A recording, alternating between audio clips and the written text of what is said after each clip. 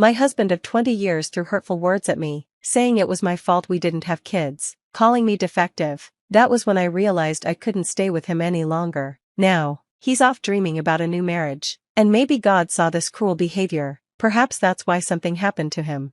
My name is Lisa. I'm 45 years old, and I work as a secretary at a law firm. My husband and I have been married for almost 20 years, living a simple life together. We both wanted children, but it never happened, mostly due to issues on my side. I tried every treatment I could, draining myself physically, emotionally, and financially, but nothing worked.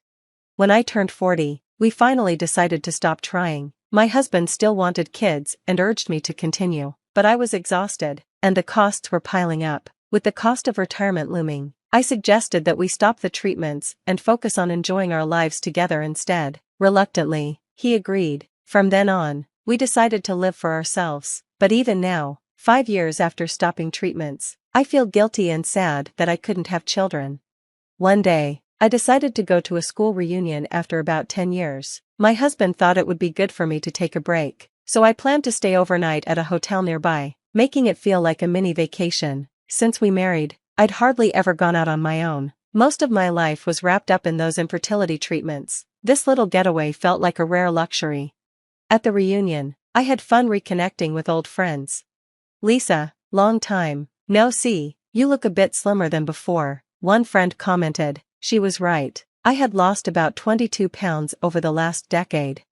"I'm so jealous, I've gained 33 pounds since getting married and having kids," she said. Even though it was small talk, comments like this stung a bit. "Lisa, any kids?" another friend asked. "No, it's just the two of us," I replied, trying to keep things upbeat, even though it was a sensitive subject. "Oh, I'm sorry for bringing it up," she quickly apologized, and we moved on, trying to keep things light and fun. Then, one friend shared a story that surprised me. "My son almost got caught up in a marriage scam recently," she said. I was shocked. "A scam?" I asked. "Yes, he was asked to lend $20,000 because they were supposedly getting married, but luckily it didn't work out," she explained. "My son didn't have enough money to pay that much, so he came to us for advice," my friend continued. "That's how we found out it was a scam. The woman disappeared after that." It was terrifying. I was shocked that something like this had happened so close to home. Thankfully, her son had a new girlfriend now, and his parents felt relieved. The reunion went smoothly, and when it ended, I decided to skip the after party and head back to my hotel. I enjoyed a quiet drink alone, then remembered I hadn't checked in with my husband. It was only 10 p.m., so he'd probably still be awake. I tried calling home several times, but he didn't pick up. Maybe he'd gone to sleep early, I thought, brushing it off even though I had an uneasy feeling. Maybe it was just a woman's intuition. After that night, my husband started coming home very late on weekdays, usually drunk. He'd stumble in, throw his shoes off, and collapse on the living room floor. "Show some respect, I'm home," he'd mumble in a drunken slur. For what, exactly? I thought to myself, picking up his shoes and clothes. One night, he mumbled, "Alyssa is cute, isn't she? If only you were as young as Alyssa."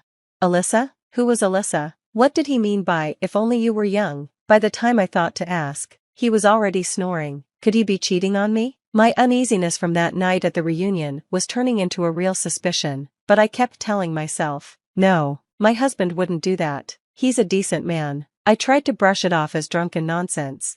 But he kept leaving early on weekends, coming back late and drunk. This happened so often that I had to ask, "You've been out drinking almost every night. Are we doing okay financially?" "Mind your own business," he snapped. "It's my money. I'll do what I want with it. I've got savings from before we got married. But we need to save for our old age. We'll be in trouble later if we don't." "Then you save up," he said bitterly. "I already spent too much on treatments, all because you're defective." Even if he was drunk, I couldn't believe my husband would talk to me this way. His attitude towards me was changing, and I began to wonder if I'd become more submissive since we stopped treatment. His hurtful remarks were increasing. "Since you can't have kids, you should at least show me more affection," he'd say. With each selfish comment and careless spending, my love for him faded a little more. I remembered how kind he used to be, caring for me when I was struggling through treatments. Would he ever be that husband again? After 20 years, I started to question what our marriage really meant. Then, one day, things changed suddenly. Lisa, we need to talk, he said one evening, sitting on the couch with a serious look. What's going on? Why the formality? I asked. I want a divorce, he said bluntly. What? You're joking, right? Where is this coming from? Divorce had never crossed my mind. Sure, we had issues to work through, but ending the marriage? I never thought it would come to that, but maybe he'd been thinking about it all along. After 20 years, you suddenly want a divorce? Why? I asked, trying to understand. You're really clueless, aren't you? He sighed, looking at me with disdain. I've wanted kids all these years. I feel like I've been cheated out of fatherhood because I got stuck with someone defective like you. Did you ever think about my feelings? He pounded the table, speaking in an angry, arrogant tone. I felt a wave of sadness and frustration. That's not fair, I said, almost in tears. We both agreed to stop the treatments, remember? No, you decided to stop. I never wanted to give up on having a child. Why hadn't he told me this before? Just as I was trying to process his words, he pushed some papers across the table. Here, sign these divorce papers, and I won't have anything else to say. I stared at the papers, shocked. What? You're serious? Yes, I'm serious, he said smugly. I'm already planning to remarry. What? Remarry? My mind raced. Are you having an affair? Oh, it's not an affair. Once we're divorced, I'll marry her. She's 20 years old. He said this with a satisfied smile. A 20-year-old? My heart sank. Alyssa, she's so sweet and cute, the perfect wife. Not like you. That's when it hit me. Alyssa was the name he'd drunkenly mentioned before. My intuition had been right. Then he showed me a picture of Alyssa. As I looked closely, I could barely contain my laughter. Was he serious? This couldn't be real. But I held back, keeping my expression calm. I wasn't ready to let him in on what I was thinking just yet. So, you really want a child that much? I asked. Yes, since you can't have kids, what choice do we have? You'll agree to the divorce, won't you? He replied confidently. I pretended to look more upset than I felt. Sure, it hurt when he first brought up divorce, but now, seeing how foolish he was, I felt like this was the best decision. Maybe this was some kind of divine sign to move on. I signed the divorce papers and left him behind, thinking he'd regret this one day. Time would tell. Fast forward a year after our divorce. Lisa, please help me. A shabby-looking man approached me as I was heading home from work. Excuse me, who are you? I asked, genuinely not recognizing him at first. It's me, Lisa. I need your help. It was my ex-husband, though he was barely recognizable. He looked worn down, his cheeks hollow, and his clothes in bad shape. Long time, no see, I said, surprised at how much he'd changed. Please, Lisa, could you introduce me to a lawyer at your firm? I can't just do that out of the blue. Lawyers charge fees, you know, I told him. I don't have that kind of money. Please help me, he pleaded. Curious and feeling a bit sorry for him, I agreed to listen to his story at a nearby cafe. Before he could say much, I asked, did that girl, Alyssa, run off? He looked shocked. How did you know? Just as I thought. When he had shown me a picture of his new girlfriend, Alyssa, I'd immediately recognized her from my school reunion. She looked exactly like a woman my classmate's son had been scammed by. At the reunion, my classmate had shared her photo, warning everyone about this young woman who was a con artist. Her name then had been Sally, though I assumed even that was fake. So you did know about Alyssa? I asked him, almost amused. Well, yes, he admitted, defeated. Then he began explaining what happened. So you really want a child that badly? I asked. Yes, since you can't give birth, what else can we do? You'll agree to the divorce, won't you? He said coldly. I pretended to look more upset than I actually felt. Sure, I'd been hurt when he first mentioned divorce, but now, seeing how foolish he was, I felt like leaving him was the right choice. It was almost as if some higher power was guiding me to do this. I signed the divorce papers and left him behind, thinking he'd regret this someday. I'd just wait and see. Fast forward a year after the divorce. Lisa, please help me. A scruffy-looking man approached me as I was heading home from work. Excuse me, who are you? I asked, genuinely not recognizing him. It's me, Lisa. I need your help. It was my ex-husband, though he was barely recognizable. His face looked hollow and he was dressed poorly. Long time, no see, I replied, surprised at how much he'd changed. Please, Could you introduce me to a lawyer at your firm? I can't just do that without reason. Lawyers charge fees. You know, I said. I don't have that kind of money. Please help me, he pleaded. I could tell he was having money troubles, and I felt a bit sorry for him. Out of curiosity, I agreed to listen to his story at a nearby cafe. Well, actually, he began. But before he could say more, I interrupted. Did that girl, Alyssa, run off? He looked shocked. How did you know? Just as I thought. When he'd shown me a picture of his new girlfriend, Alyssa, I had recognized her from a photo at my school reunion. She looked exactly like a young woman who had scammed a classmate's son. At the reunion, my classmate had shared her picture to warn everyone about this con artist. Her name then had been Sally, though even that was probably fake. So you knew about Alyssa? I asked, almost amused. Well, yes, he admitted, defeated. Then he started telling me what had happened since. Alyssa had cleverly avoided taxes by keeping her gifts from my ex-husband under the $11,000 limit. That's why he thought she was a good girl who didn't ask for expensive gifts. She knew exactly how to work the system. So, what should I do now? He asked me, looking lost. I don't know, maybe consult a lawyer, but it'll cost you, I replied.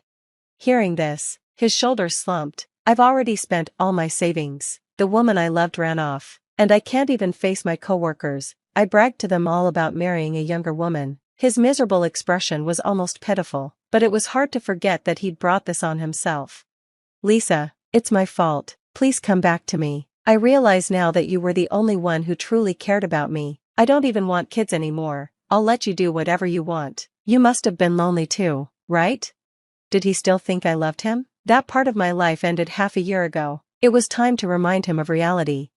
It's been a year. Don't you think it's a little too late for this change of heart? Lisa, are you going to abandon me? He asked, looking desperate. You were the one who wanted the divorce, remember? You're the only person I can rely on, he mumbled, looking utterly defeated. I decided to offer him a small favor. All right, then, how about I call up a lawyer friend? Lisa, thank you. I knew I could count on you, he said, teary-eyed. The lawyer who came to meet us at the cafe was Mr. Johnson from my firm. John, over here, I called, as he approached. Lisa, who's this? My ex-husband asked, sensing something was up. This is Mr. Johnson. We've actually been dating for 6 months now. So, what advice do you need? I replied. My ex-husband looked dazed. Oh. I think that's all for now, he stammered before hurrying out of the cafe. He couldn't afford the legal help he needed, so he gave up and accepted his fate. I later heard that word had spread through his office about his bad luck, dumped by both his fiancée and his ex-wife. Apparently, one of his colleagues had overheard everything at the cafe. Now, he's scrambling to find someone new, terrified of being alone in his old age. Later, Mr. Johnson asked me, who was that guy, anyway? I told him the whole story and apologized for dragging him into my plan. Sorry for the trouble. No worries, Lisa, glad I could help. By the way, are you free for dinner? He asked. Caught off guard, I felt a bit flustered. A fresh start in my 40s, it wasn't such a bad idea. Yes, I'd love to, I replied, feeling a spark of excitement. I had a feeling that the future was about to get a lot brighter. My name's Emma Jack, and I have a son named Liam who's 20 and away at college right now. We've been saving money for years to support him through college, cutting corners and skipping vacations so that he could have a chance at something bigger. We live in the house my grandmother left us when she moved into a nursing home. It's big and comfy, but nothing fancy. It just feels like home. Jack works at the local hardware store, and I manage the front desk at a doctor's office. We live a simple life without extra luxuries, and we're okay with that. One Thursday afternoon, the sun was setting just right, making us think about ending the day early. But then Jack's phone rang, interrupting any thoughts of an early weekend. I was chopping carrots for dinner and making a list of bills when I heard him answer. Hello, Mom. Slow down. What's wrong? His face turned pale as he listened. I stopped what I was doing, watching him pace. He ended the call looking shaken. That was my dad, he said, sinking into the couch like a puppet with its strings cut.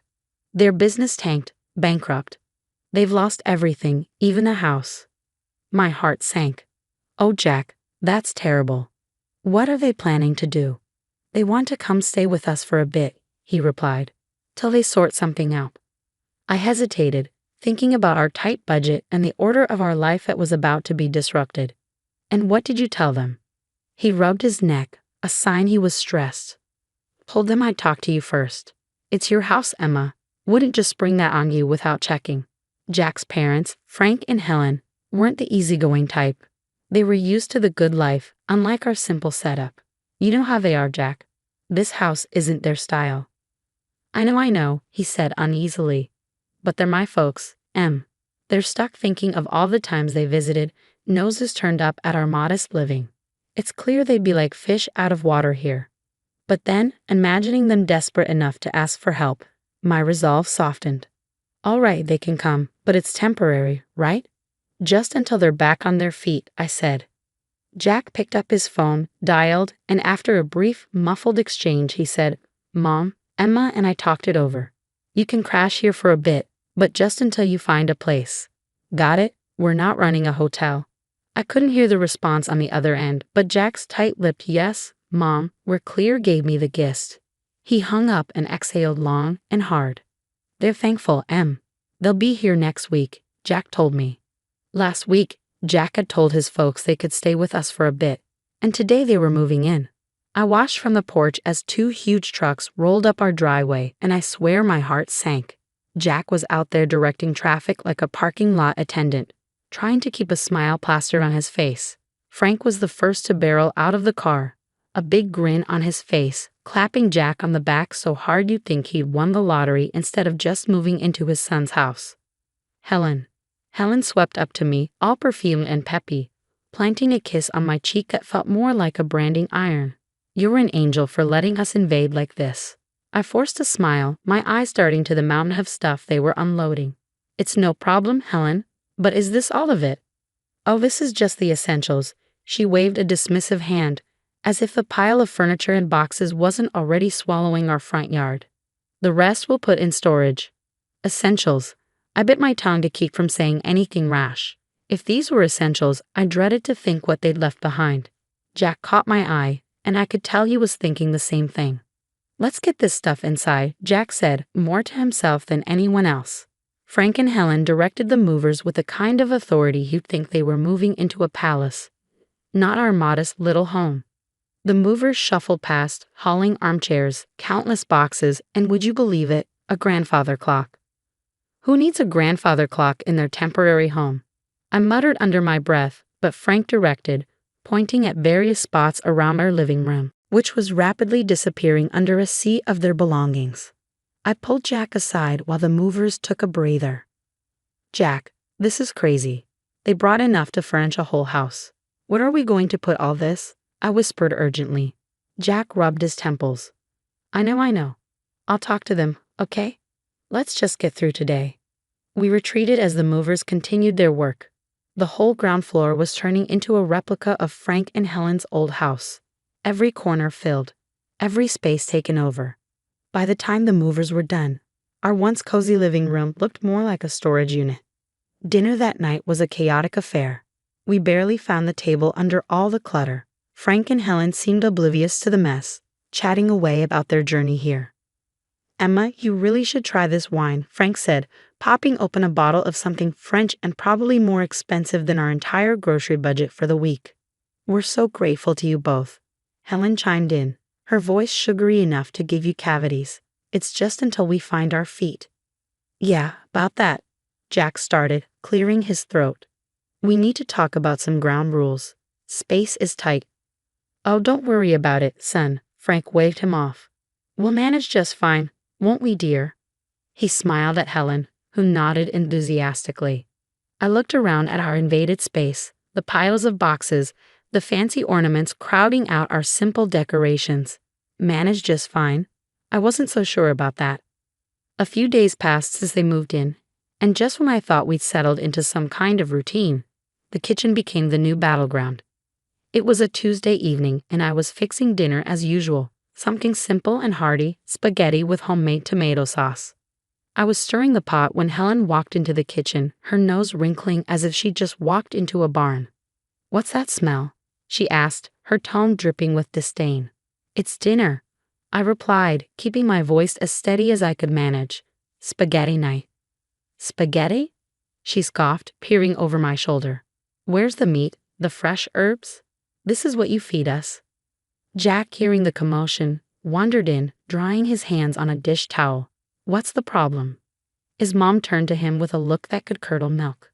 The problem, Jack, is that we're expected to eat this. She gestured at the bubbling pot as if it were a cauldron of poison. I took a deep breath, trying not to let her get to me. It's what we usually eat. We can't afford steaks and fancy meals every night. Jack stepped between us, his face set in hard lines. Mom, this is Emma's house, and this is what we eat. If you want something else, you're welcome to cook for yourselves. Oh, we will, Helen retorted, her eyes narrowing.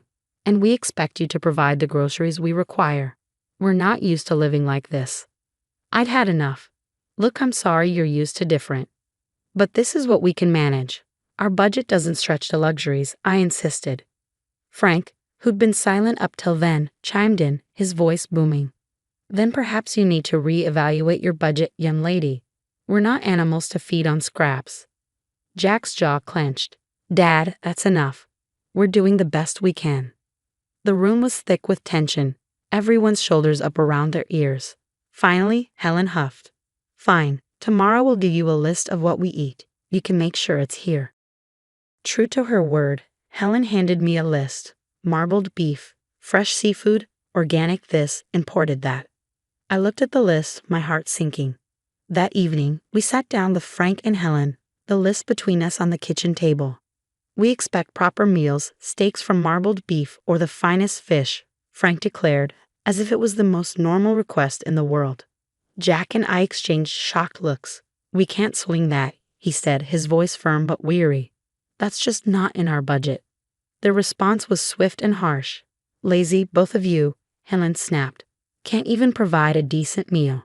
In the end, feeling cornered, I caved to their demands. I started buying only the highest quality products for them, while Jack and I got by on fast food just to save costs. A month later, I sat down to crunch the numbers, and my heart nearly stopped. Our food expenses had doubled, and to top it off, Helen's daily luxurious baths had sent our water bill through the roof. Dinner had become a battlefield, but tonight was different. Frank and Helen were digging into some lavish dishes they'd insisted on buying, marbled steaks and imported fish. Meanwhile, Jack and I sat across from them, our plates filled with the simple pasta we could afford. The disparity wasn't just on our plates, it was drawing a deeper line between us every day. As they savored another bite of their expensive meals, I couldn't hold back any longer. This has got to stop, I said, the words heavy in the air. Helen looked up, her fork halfway to her mouth. What are you talking about now? We can't keep living like this, eating separately, different meals. It's ridiculous. From now on, everyone in this house eats the same, and we're sticking to what we can afford. Frank laughed, a harsh sound that grated on my nerves. You expect us to eat that slop. It's not slop, it's dinner. It's what we eat. I shot back, my patience fraying. The laughter vanished from Frank's face, replaced by a scowl. Helen chimed in, her tone sharp and accusing. How can you be so greedy and lazy? Cooking decent food isn't that hard. They both turned to Jack, their expressions full of expectation. You're going to let her talk to us like this in your own house. That was the last straw. Jack's hand slammed down on the table, making the plates jump. First off, this is Emma's house, and you will treat her with respect. The impact of his words hit hard. Helen's eyes filled with tears, her voice quivering. I never expected you to raise your voice at me, your own mother. Frank's anger boiled over as he stood, pointing an accusing finger at Jack. Look at you, henpecked and dancing to her tune. Is this what you've become? I stood my ground, though my heart was pounding. Enough. This conversation is over. From today, no more expensive steaks or fish. We eat the same, all of us. Their looks could have frozen the room for a moment. No one moved. Then, without a word, Frank and Helen pushed back from the table and left. Jack and I sat back down, the silence hanging heavy between us. He reached for my hand, squeezing it tight. I'm sorry it had to come to this, he said. I am too, I replied, feeling the weight of the evening settle around us. But it's the right thing. We can't live like this. After the big blow-up at dinner, things cooled down, but only on the surface. Frank and Helen were quieter, sure, but there was a tenseness to their silence that put me on edge. I had a feeling they weren't going to take the new house rules lying down, and I was right. It started subtly. A few days later, I was cleaning up after lunch of sandwiches when the doorbell rang. I wiped my hands on a towel and headed to the front door, expecting maybe a package or a neighbor. But when I opened it, there stood a delivery guy holding a large aromatic bag from some high-end restaurant in town. "Delivery for Emma," he said, glancing at his clipboard. I was puzzled. There must be some mistake. I didn't order this. Just then, Helen appeared behind me, her smile a bit too wide. "Oh, I took the liberty of ordering for us. I thought we deserved a nice meal after all the recent discomfort." I frowned, taking the bag hesitantly. "Helen, we talked about this. We're cutting back on expenses." She shrugged, her eyes avoiding mine. "I thought it was on your tab, dear. My mistake." Jack walked in from the kitchen, overhearing us. "What's going on?" "Your mother decided we deserved an expensive lunch," I said, the weight of the bag in my hand suddenly feeling heavier. Jack's expression hardened. "Mom, we agreed no more of this." Frank stepped into the hallway, his voice booming. "What's a little lunch going to hurt? You can't expect us to live like monks forever." I set the bag down on the entranceway table, feeling the frustration bubble up. "It's not just lunch. It's every meal, every extra expense. We can't afford this. We told you we're sticking to a budget." Helen's face turned cold. "Well, if you're going to make such a fuss over a simple meal, I suppose we won't bother next time." Jack pinched the bridge of his nose. "It's not just about the meal. It's about respecting the rules of the house. You can't keep going behind our backs." The conversation went in circles for a few more minutes until Frank and Helen retreated to their room, leaving the uneaten expensive lunch on the table. Jack and I looked at each other, the unspoken agreement hanging between us that this couldn't go on. "I'll call the restaurant, explain the situation, and cancel any future orders made without our consent," I said, picking up the phone. Jack nodded, his jaw set. "I'll talk to them again. This sneaky stuff has to stop." The peace was short-lived. After the incident with the unauthorized lunch, Helen and Frank seemed to simmer just below the surface, and you could cut the tension in the house with a knife. I was washing dishes one evening when the calm shattered once again. Jack had just come in from the yard, looking weary. I was about to ask him about his day when the loud crash from the living room had us both running. We found Frank standing over a broken vase, one of the few decorations I really cared about. "What happened here?" Jack asked, trying to keep his voice level. "It slipped," Frank said, barely looking regretful. "Accidents happen." But his tone was all wrong. It wasn't apologetic, it was defiant. Jack bent down to pick up the pieces of the broken vase, and I couldn't help but speak up. "That vase was from my grandmother. It's been here longer than I have," I said. Helen scoffed from the doorway. "It's just a vase. You can get another." "That's not the point, Helen," I snapped, feeling my frustration rise. "The point is respect, something that's clearly lacking here." "You want to talk about respect?" Frank shot back, his voice raising. "What about respecting us, treating us like second-class citizens in this house?" Jack stood up, facing his father. "You're living here by our goodwill, Dad. Remember that? It doesn't feel like goodwill." Helen chimed in, her words sharp. "It feels like we're unwelcome." Every day felt like walking on a tightrope with Frank and Helen in our house. But one evening pushed me past my breaking point. We were sitting around the dinner table, the same place that had witnessed countless arguments, when Helen casually dropped her latest bombshell. "Jack, darling, I found this lovely coat today, and I think we should buy it using the college fund you've set up for Liam," she said, as if suggesting we switch brands of coffee. I choked on my water, coughing as I set my glass down hard on the table. "What did you just say?" My voice was a mix of disbelief and rising anger. Helen smiled sweetly, clearly mistaking my shock for compliance. "It's just money, dear. Liam can always take out loans for college. I really need a new coat." Jack, who'd been quietly seething beside me, slammed his fork down. "Mom, that's out of the question. That money is for our son's education. We're not using it for anything else." Helen's face twisted into a scowl. "How can you deny your own mother a simple request?" "It's not simple. And that's final, I snapped, feeling the last of my patience evaporate. Frank chimed in, his voice raised to a shout. You're both being unreasonable and cruel. We're your family. The threat came next, his voice cold and calculated. Maybe the local press would be interested to know how you treat your family. What about your bosses, huh? Would they like to know?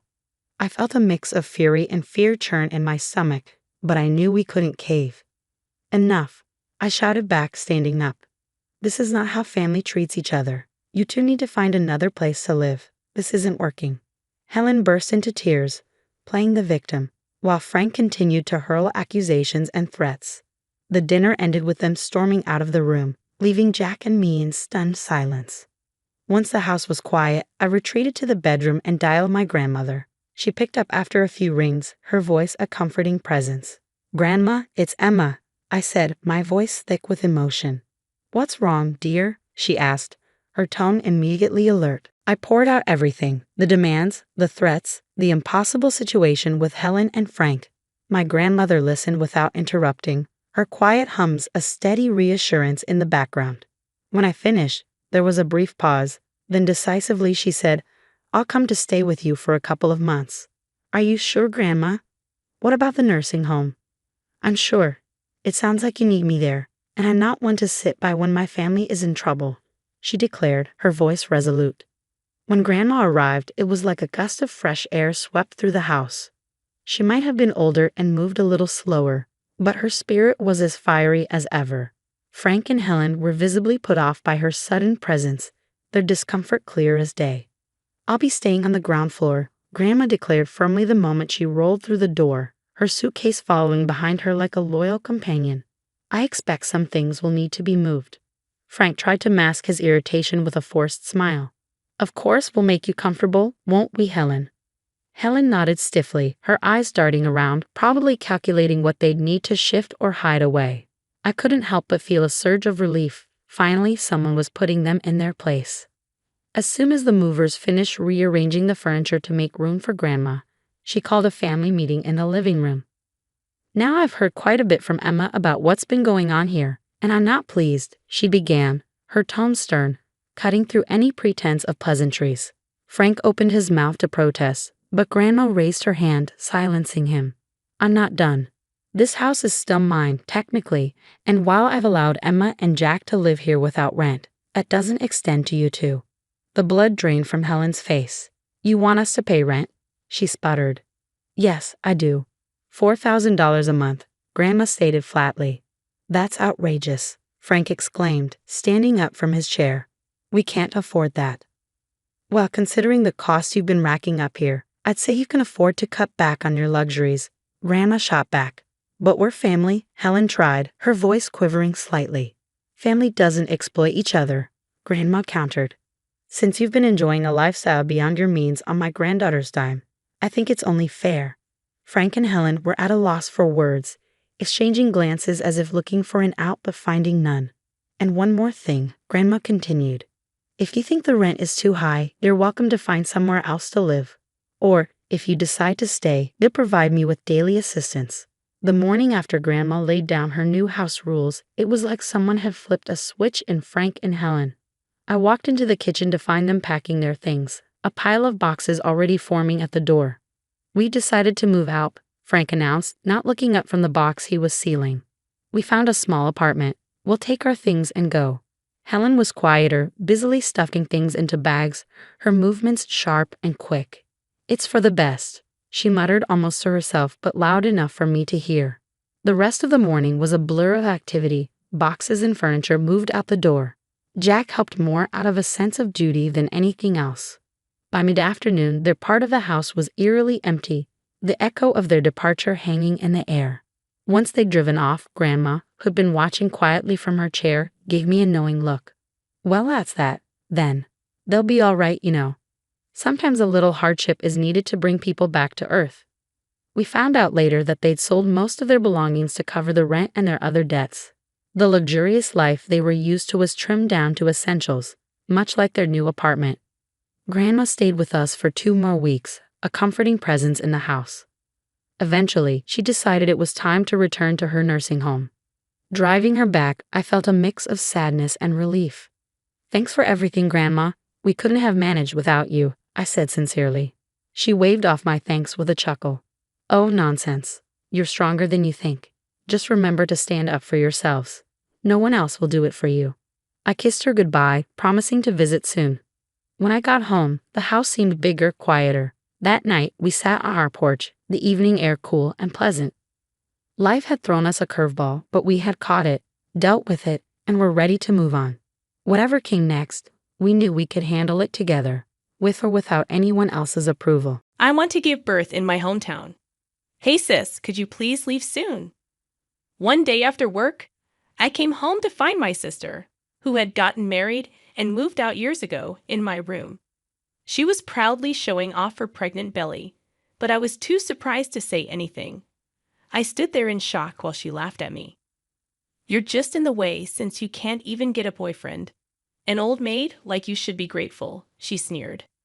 To make it easier for her to leave my room, which used to be normal before I left for work in the morning, I threw away everything that was in there.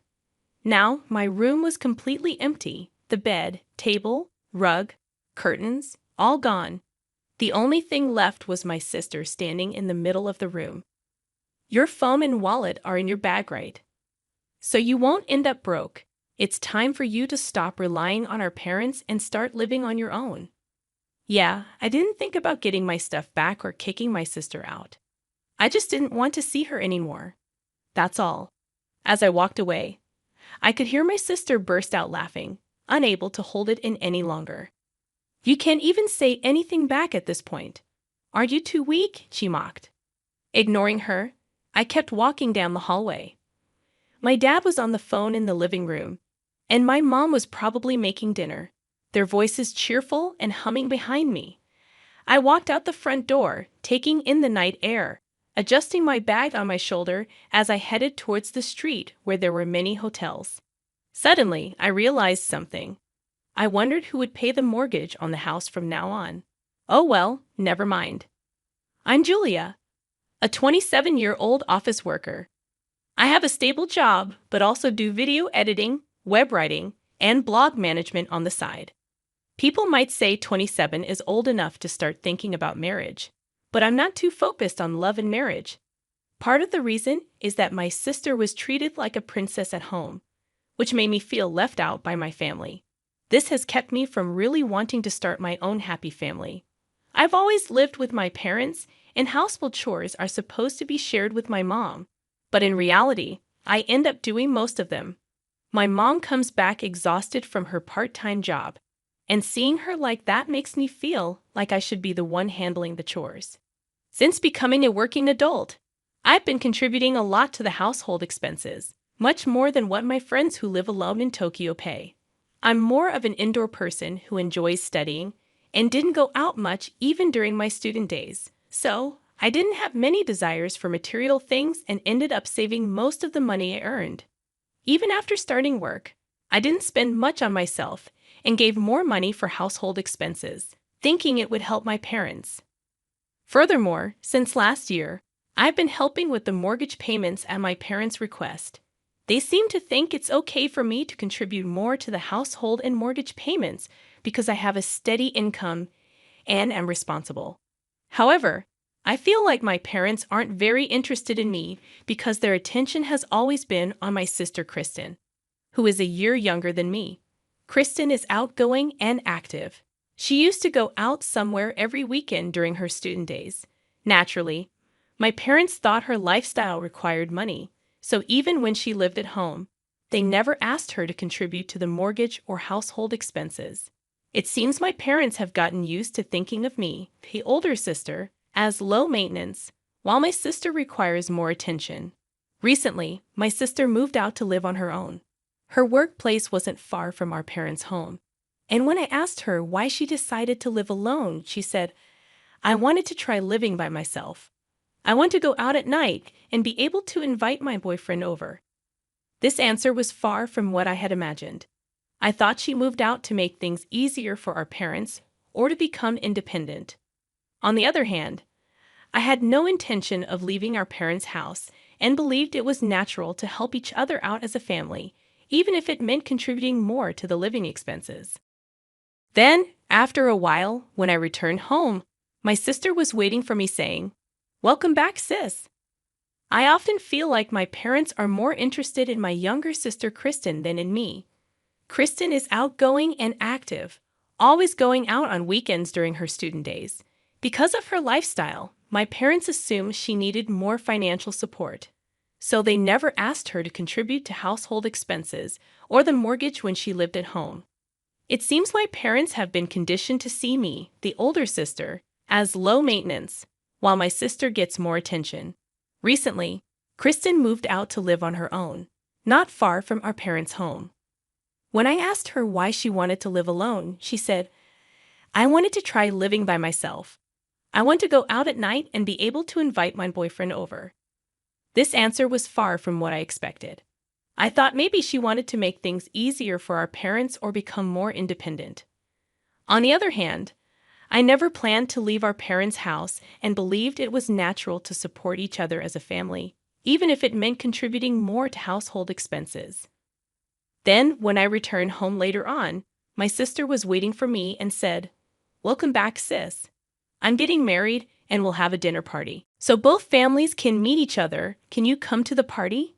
My sister mentioned the party would be at a well-established restaurant in LA and emphasized wearing proper clothes, not my usual plain ones, so she wouldn't be embarrassed. Even though I didn't own any fancy clothes, I decided to attend in my usual suit. It was the most respectful attire I had. My sister's fiancé seemed sincere and was very polite. He made a good impression by saying, "Nice to meet you, sister-in-law. I look forward to getting along." I thought my sister had chosen a good partner for herself. Maybe with him, she might settle down a bit. I thought in a sisterly way. Initially, the atmosphere between both families was formal and tense, but as alcohol was served, the tension eased, and conversation shifted to discussing children after marriage. Our eldest daughter, Julia, is almost 30 and still unmarried without any plans to marry, so it looks like we'll only be able to see grandchildren from our younger daughter, Kristen. My parents said eagerly, "We're looking forward to it so much. I want to have children right after getting married, maybe 3, Kristen said, and the conversation became lively. Suddenly, I noticed my sister's husband had a forced smile, looking uncomfortable, as if his earlier cheerful smile was a lie. I felt he was also uncomfortable, just like me. I wished the party would end soon. Since then, my parents started doting on my sister, as if she were an investment for their first grandchild. Whenever my sister mentioned that eating certain foods would make it easier to get pregnant, my parents would immediately agree and urge Kristen to eat a lot. "There might be a chance I can't get pregnant because of tight clothes," she said one day, and they rushed to a department store to buy her a dress. "If you visit this church, you'll be blessed with children," they said, and they even went on a trip together. My parents doing whatever my sister said was usual for me, so I didn't think much of it other than, they're doing their usual thing. One day, my sister made a sarcastic remark to me about not getting married or showing any effort to give our parents a grandchild. "It must be nice being carefree and single. Aren't you planning to get married and move out soon? With that plain face of yours, no man would come near you. You need a bit more sex appeal. Should I teach you how to do your makeup?" she laughed. Her words irritated me, but I knew arguing back would only lead to a fight, so I stayed silent. My sister has always been confident that she's more loved by our parents than I am, and she often speaks to me in a strong tone. Then, one day, my sister got pregnant. I wondered if she could truly become a mother, but I thought maybe it would be okay with her husband. My sister said, "Since I'm pregnant, I don't want to cause trouble at work and I want to focus on parenting," and she easily quit her job. However, her husband thought that solely parenting on his salary wouldn't be practical, but my sister didn't listen and quit her job anyway. One day, when I returned from work, I noticed my room's door was slightly open, which seemed out of place since I'm quite meticulous about keeping it closed. At 4 o'clock, I'm meticulous about keeping everything neat. Closets and drawers are always closed, especially my room's door. My parents wouldn't have come in to clean because I handle all the cleaning myself. Nervously, I opened the door to my room and was shocked. There was nothing inside. I didn't have many belongings, but I kept things precious to me since childhood in labeled storage boxes stored in the closet. Gone were my electronic dictionary, my grandparents' gifted commuter pass case, my diplomas, trophies, and albums, old and worn out, but precious to me. Standing bewildered in the empty room, I heard a familiar voice from behind. "Oh, you're back." "Sis, I decided to come home for my childbirth." Looking at my sister's face as she spoke with a laugh, I immediately knew she must have moved my things. "Kristen, where did you put my stuff? In the closet?" I asked in a panic. But my sister, still laughing, said, "What's the rush? It wasn't anything important, right? Just junk." Being told my precious belongings were junk made anger well up inside me. "It might be junk to you, but it's important to me. Give it back now." It's insane to move all someone's belongings out when they're not home. Surprised at the first time she saw me raise my voice, she blurted out, "I've already thrown it away." In my 27 years of life, I had never been this angry. It was outrageous to throw away someone's belongings without permission. "Put everything back right now," I demanded. But my sister unapologetically said, "It's already been taken by the garbage truck. I can't give them back." She looked at me with disdain and added, "What's the big deal? You're getting so angry over some junk. Are you crazy? Don't yell like that. It's bad for the baby," ostentatiously rubbing her belly. Then she continued, "I've decided to live here even after the baby is born. It seems tough after childbirth, and Mom and Dad want to see their grandchild every day. Matt plans to stay here too, so it's too small with just my room. That's why I decided to use your room too. You understand, right? You're such a filial piety failure." I was utterly astounded by her selfish behavior. Going to our parents' home for childbirth is supposed to be a temporary return, but living here with her husband and child is simply cohabitation, isn't it? And then to unilaterally label someone as a failure in filial piety. My anger bubbled up. "Do you even realize you're being a failure in filial piety, staying at home without getting married, and as the eldest daughter, not even bringing in a son-in-law? I'll show them a grandchild's face and create a life where we can live together and see each other every day. Who do you think is doing more for our parents?"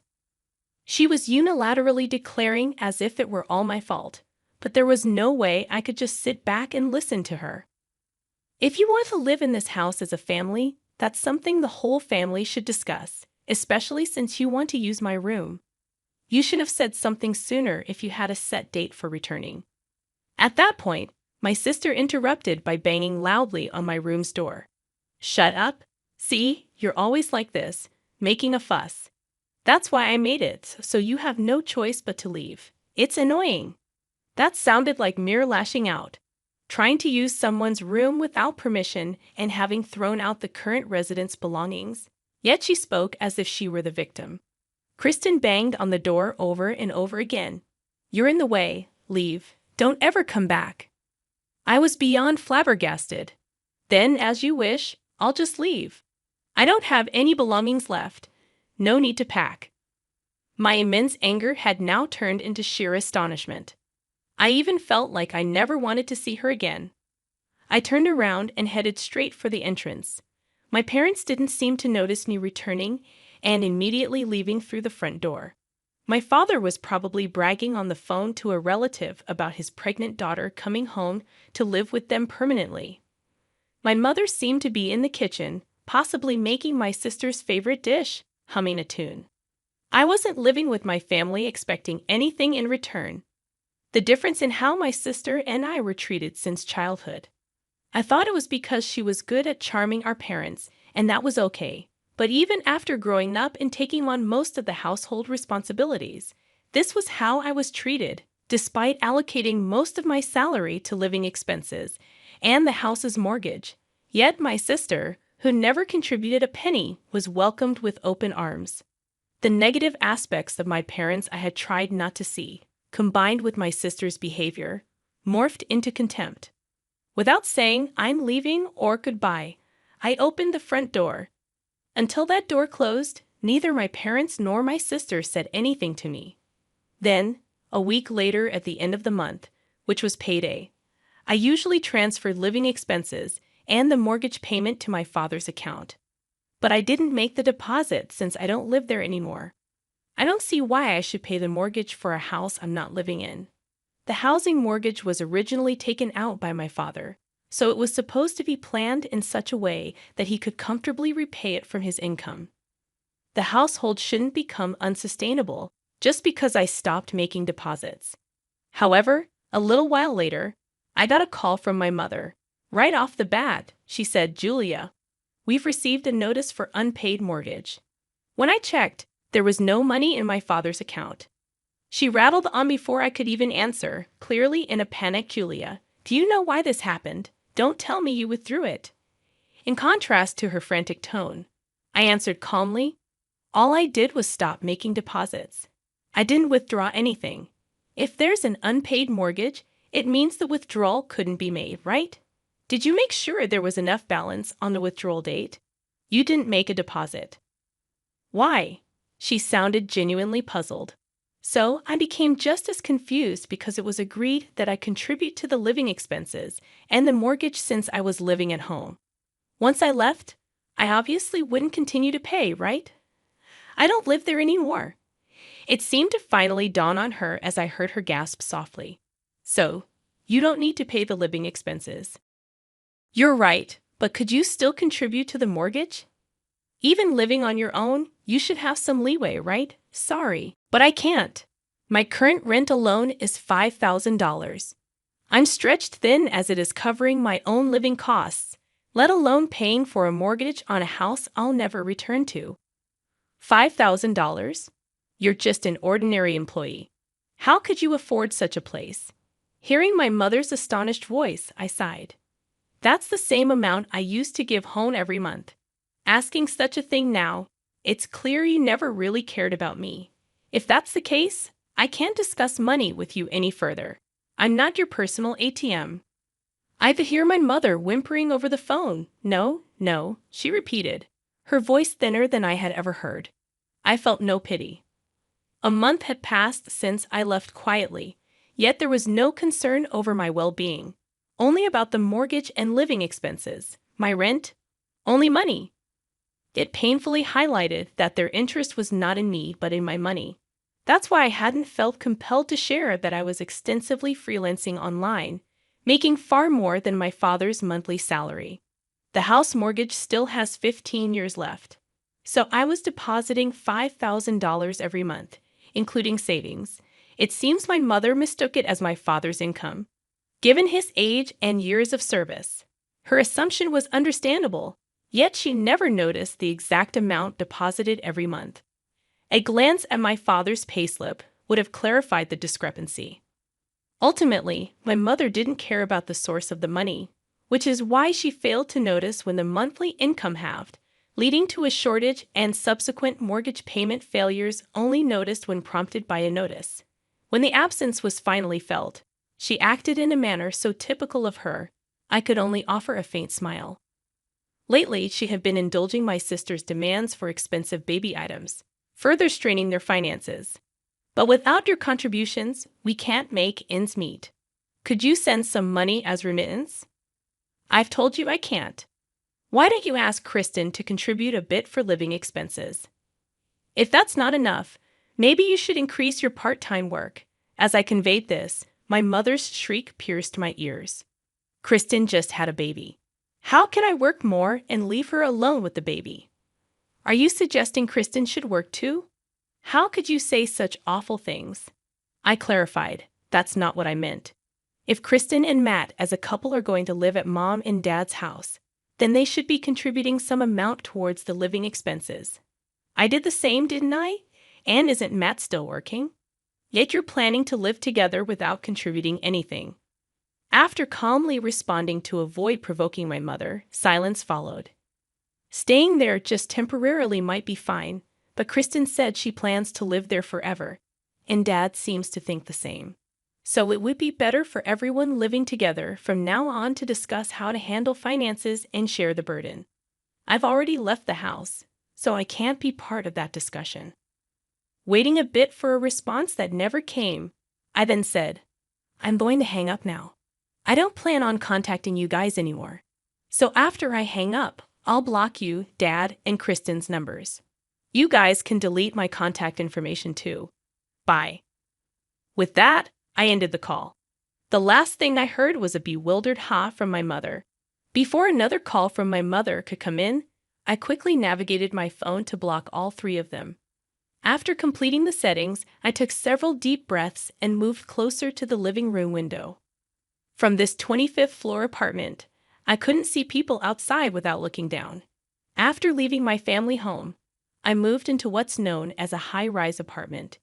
In fact, my side income had significantly increased, allowing me to save tens of thousands every month, even after transferring $5,000 to my family. Remembering my mother, who would spend whatever money she had, I felt relieved I hadn't suggested using my savings to pay off the mortgage in full. After all, my parents wanted me out. Kristen, being heavily pregnant, couldn't possibly have moved my bed and table on her own. Someone definitely helped her. While it might have been Matt, I would like to think he wouldn't partake in moving all belongings from a lived-in room.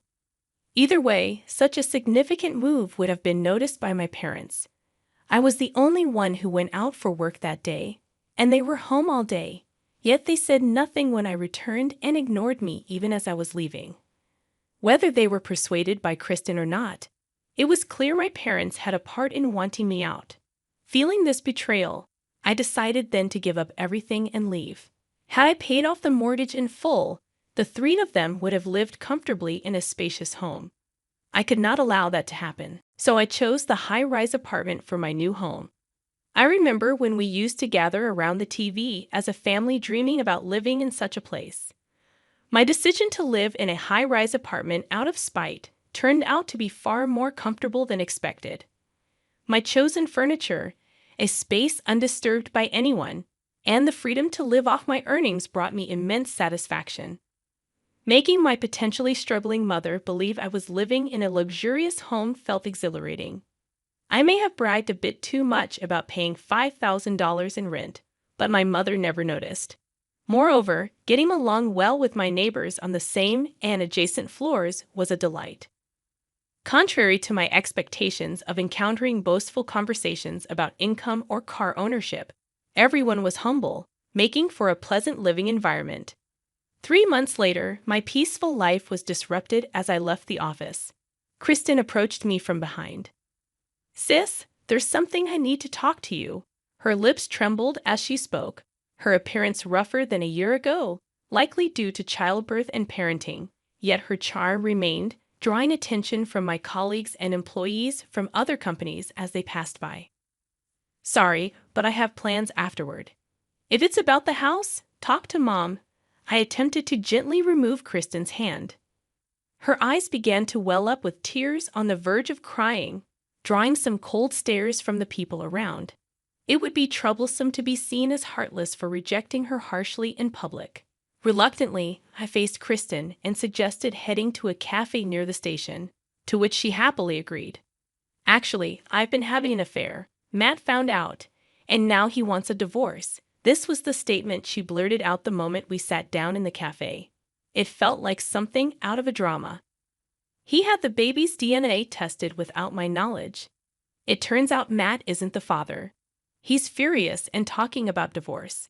Kristen spoke in a hushed tone, aware of the sensitivity of the topic. But I was overwhelmed by the succession of shocking revelations. He doesn't want custody since it's not his child. He's talking about filing something to terminate the parent-child relationship. I didn't understand all he said, but he's refusing to give us any money, insisting on suing for compensation. You're wealthy, right? Please do something. Perhaps this is what it means to be utterly speechless. My sister cheated, so it's natural she would be sued for compensation. And of course, no one would want to pay child support for a child that isn't theirs. I couldn't comprehend the nerve of my sister coming to me for a solution. Why don't you ask the person you cheated with to pay the compensation to you? I can't do that. It was just a fling because I found him attractive, and after a few dates and finding out about the baby, I cut ties. You thought that wouldn't come out. I thought Matt would forgive me. It seems she underestimated her own husband to a remarkable extent. Though I knew my sister was selfish, I was astonished to see she treated even her loved ones this way. Then Matt didn't forgive me at all. Instead, he said he's been hating how I acted like a princess all along and that the pressure from our parents to have children was unbearable. Terrible, isn't it? Even being blamed like this, my sister still finds a way to play the victim. I can't pay the compensation, and Mom and Dad say they have no money, so you have to pay it, Julia. She naively assumed it was a given that I would pay, just like she thought it was okay to throw out all my belongings, labeling them junk. I was profoundly disgusted by her sense of entitlement, that someone would always bail her out. Without hiding my revulsion, I stood up to leave, and Kristen quickly turned pale, grabbing my hand with both of hers. I understand. I'll apologize. I'm sorry for throwing out your stuff without asking. I've apologized. So we're good now, right? Please give me the money quickly, she said, tilting her head slightly and using a sweet voice that sent shivers down my spine. I shook off her hand in disgust. Are you stupid? Why should I pay for the consequences of your affair? It doesn't matter if we're sisters. I hate you. I despise you as a person. I wouldn't help you even if you begged. With that, I left money for the coffee, which hadn't yet been served, on the table and headed for the exit, ignoring Kristen's dramatically loud crying to attract attention and guilt me into returning. I informed the staff that I left the payment on the table and walked out. She probably thought her tears would make me reconsider. No matter how loudly she cried or called out for her sister in a tragic voice, I ignored her and walked away. When I saw her standing up and heading towards me, I hurried to a crowded area, not stopping to see what she might do next. After about an hour of dodging through convenience stores, bookstores, and the shopping mall around the station, and seeing no sign of Kristen, I finally let out a deep breath and headed home. Reaching my 25th floor apartment, I quickly unlocked the door and slid inside, locking it behind me. Then the intercom rang. My intercom rarely rings. I don't use delivery services much, and my neighbors usually call to make an appointment if they need something. In this apartment, where solicitors are scarce, the chime ringing at such a time made my heart race. The intercom rang once, then again, with the intervals between rings getting shorter. It sounded like someone was pressing the button repeatedly, making me brace myself. The intercom monitor was pitch black. Thinking it might be malfunctioning, I leaned in closer, only to realize that the darkness was actually someone's pupils, causing me to instinctively swat it away. In doing so, I accidentally pressed the answer button, and immediately the voice I had been hearing echoed through. Just pay up, you ugly. It was my sister. Anger surged through me more than fear. I thought I had escaped. It sounds like you went through an incredibly challenging and emotionally draining situation with your sister. Dealing with family disputes and financial pressures can be incredibly stressful. It's unfortunate that you had to experience this kind of behavior from someone you're related to. It's good to hear that the security personnel were able to handle the situation when your sister showed up at your apartment uninvited. It must have been a relief to know that she was escorted away and didn't return. As for the ongoing disputes between Kristen and Matt, it sounds like a difficult and complicated situation. Family dynamics can be complex, especially when money and legal matters are involved. If you're feeling overwhelmed or need support during this time, it might be helpful to reach out to trusted friends or a counselor. Taking care of your own well-being is important, especially after going through such challenging circumstances. If there's anything else on your mind, or if you want to talk more about this, feel free to share. The story goes like this. Because my parents couldn't keep up with the mortgage payments, the bank took our family home. They had to sell the house to pay off the mortgage. Now they've moved to a less expensive apartment nearby. This sudden change caused stress and tension in our family, even though my dad's salary is enough for a modest life. They struggled because they got used to the money I used to send them. My mom went back to working part-time, and Kristen found a job again despite having to handle childcare. It's been tough for Kristen, taking care of her child and managing work and home. Thankfully, her child is growing up healthy.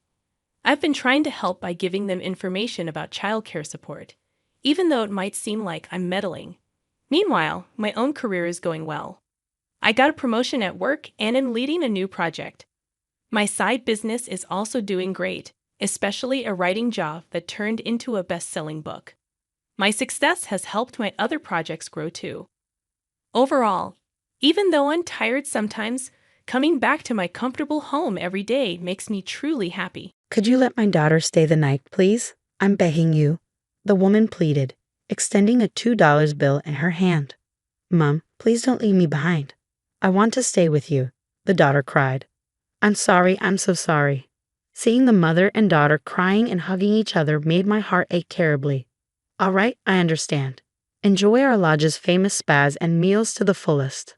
I don't need any money. Just take your time and relax, I assured them. So I invited the mother and daughter, who had arrived unexpectedly during a fierce blizzard, to stay at the lodge. Little did I know at that moment that this would lead to unexpected events later on. My name is John Smith. I manage a lodge at the foot of a certain mountain. Though unassuming, this lodge, called Mountain Lodge, has been in my family for generations. It's known for its meals made with fresh mountain ingredients and relaxing spas. Today, once again, there were no reservations. I sighed as I looked at the completely empty reservation book. Lately, the number of guests at the lodge had been decreasing. This whole area used to be just a small village with nothing much around. The problem was that urban development progressed nearby, and a big city was built close to our mountain lodge. This new city had many nice places to stay, and guests began choosing those over us. Mountain Lodge, though small, took pride in its good food and high-quality spas. When I was a kid, I remembered it being busy every day with hikers. But now, even Mountain Lodge couldn't compete with the newer places, which were more novel and convenient. Nowadays, hikers rarely came to Mountain Lodge. Instead, we started attracting guests with unique or complicated situations. As I organized the books, I suddenly remembered a certain individual. It was a story from when I first started running Mountain Lodge alone after losing my parents at a young age. I had sheltered someone from the mafia at Mountain Lodge. I was young and inexperienced back then, so I really panicked when that severely injured guest stumbled in. But looking back, it was a valuable experience. Even with that experience, it seemed like the lodge wasn't going to suddenly become successful. Maybe it was time to make a change. I'm considering closing down, I muttered to myself as I flipped through the ledger pages, which were thin enough to fit in a single file. Then one day, it happened. It's really coming down today, I thought, looking outside the window at the fierce blizzard raging. The mountaintop, usually visible, was completely obscured, with the whole area blanketed in white. Businesses around were closing early. There were no reservations to begin with, and no guests would show up in this weather. Just as I headed to the entrance to turn off the light at the outer gate, I heard a faint female voice and the sound of someone knocking on the front door. I quickly opened the door to find a scantily clad, ragged-looking woman and a girl of about 10. "Hey, what's wrong with y'all?" I could tell at a glance they were in a bad way. I hurriedly invited them in and had them sit on the bench by the entrance for the time being. Explanations can wait. Right now, I'll bring a towel," I said while telling the two of them, who were shivering from the cold. I turned the heating on full blast and pulled up towels from a linen room. "Here, use these." "Thank you so much," said the woman and girl, likely mother and daughter, looking very similar, huddling close together and shivering slightly while wrapped in towels. The sight of them tugged painfully at my heart. "Is there any way I can help y'all?" I asked. I hate to say it like this, but I'm used to having customers with circumstances like yours.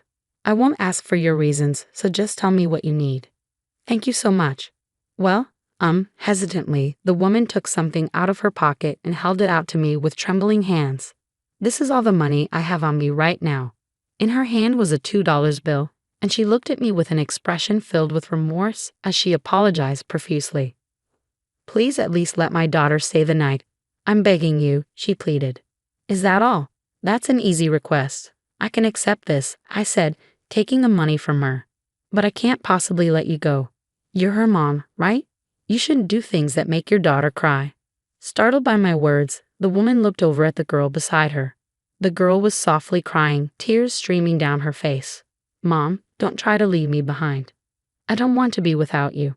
I'm sorry, I'm so sorry, the girl said as her mother tightly embraced her, waiting for their muffled sobs to subside. I went to the front desk to get a room key. Here, go up to the second floor. It's the room at the very end. Make yourselves at home. Are you sure this is okay? The woman asked. Don't worry about it. Plus, there aren't any other guests tonight. While you're at it, warm up in the spas and have some dinner. I don't need any money. Just take your time and relax, I insisted. We couldn't possibly impose that much. The woman started to decline politely, but then the girl's stomach growled loudly. Mom, I'm so sorry. I'm really hungry, and I want to get in the spas too, the girl said. Oh, you. That's a good sign.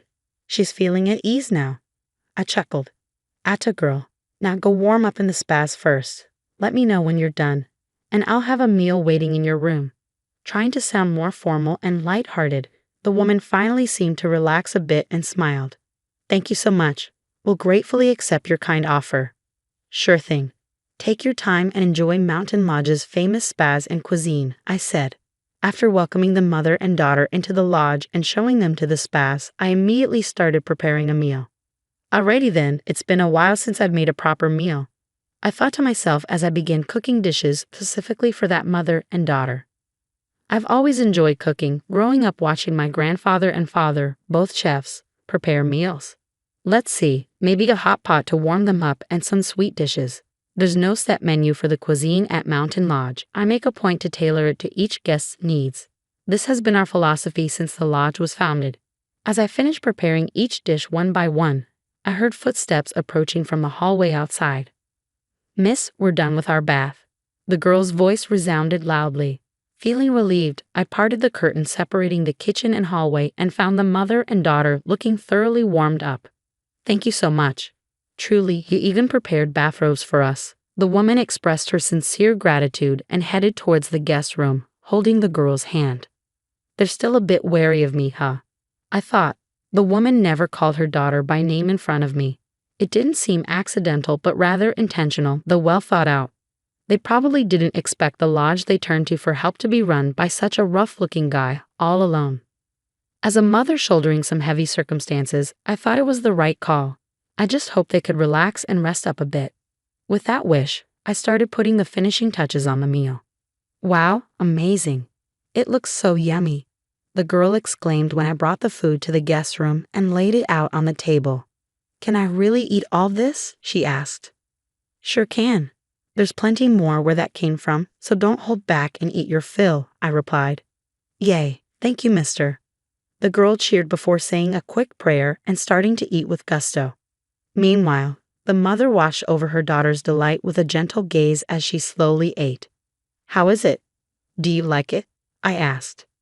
Yes, it's been so long since we've had such a luxurious meal, the mother replied. Glad to hear it. Take your time and savor it. If there's anything else you need, just holler. I really can't thank you enough for everything, I said warmly. Hey, we all help each other out in times of need, right? Don't do anything today, just rest and relax, okay? Thank you so much, I said as I finished serving the meal and was about to leave the guest room. The woman turned to face me and graciously thanked me with a nod. Her refined mannerisms made me think that she must come from a distinguished family. It seemed the troubling circumstances surrounding them ran quite deep. Early the next morning, as I was preparing breakfast, the mother and daughter from last night came out to the front desk together. Good morning. Thank you again for everything last night, the daughter said cheerfully, waving at me, while the mother graciously nodded her head in a deep, respectful manner. What's this? Y'all heading out already? I asked. Yes, we really can't impose on your kindness any further, the woman replied. Well, that's fine and all. But hey, you got some place to go? I inquired. The woman looked flustered at my question. Good grief, I sighed. Well, anyhow, at least have some breakfast before you go. I already got it ready and all. It's all right, you don't gotta be so on guard. At the very least, there ain't nobody here who'd hurt you too, I reassured them. When I said that, the woman looked at me with a start. Then she hung her head, looking apologetic. "I'm sorry," she said. "No need to apologize. You're a wise mother." "Now come on, let's have some breakfast first," I said warmly. I led the mother and daughter to the dining room and laid out the morning meal I had prepared on the table. "Thank you, mister. Time to eat," the daughter explained happily as she dug into her food. Beside her, the mother had a gloomy expression and didn't even try to touch her meal. "What's wrong? Are you feeling sick?" I asked. "No, it's not that," she replied. I prompted her to continue. "Come on, out with it. Maybe there's something I can do to help. Even just saying it might make you feel better." She seemed to hesitate, wanting to say something. She was silent for a while, but eventually opened her mouth with a troubled expression. "The truth is, my husband's company went bankrupt. Because of that, he disappeared, leaving behind massive debts for me and our daughter," she explained. "I see, so you're being chased by debt collectors then?" I guessed. "Yes, I'm so ashamed," she replied, her demeanor sincere. If she was originally the wife of a company president, it made sense why her mannerisms were so refined. "You haven't been able to divorce your husband?" I asked. "No, my husband disappeared, leaving everything as is. So there's nothing I can do about it right now," she explained sadly. "I see. Do you have anywhere you can turn to, like your parents' place?" I suggested. "When my parents found out about my husband's downfall, they told me not to come back. I never got along well with them to begin with, so I had no intention of relying on them anyway," she replied. "Mom, what's wrong?"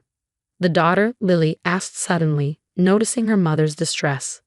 I saw darkness in her eyes as her expression clouded over. She stared into the void, not responding to her daughter's worried question.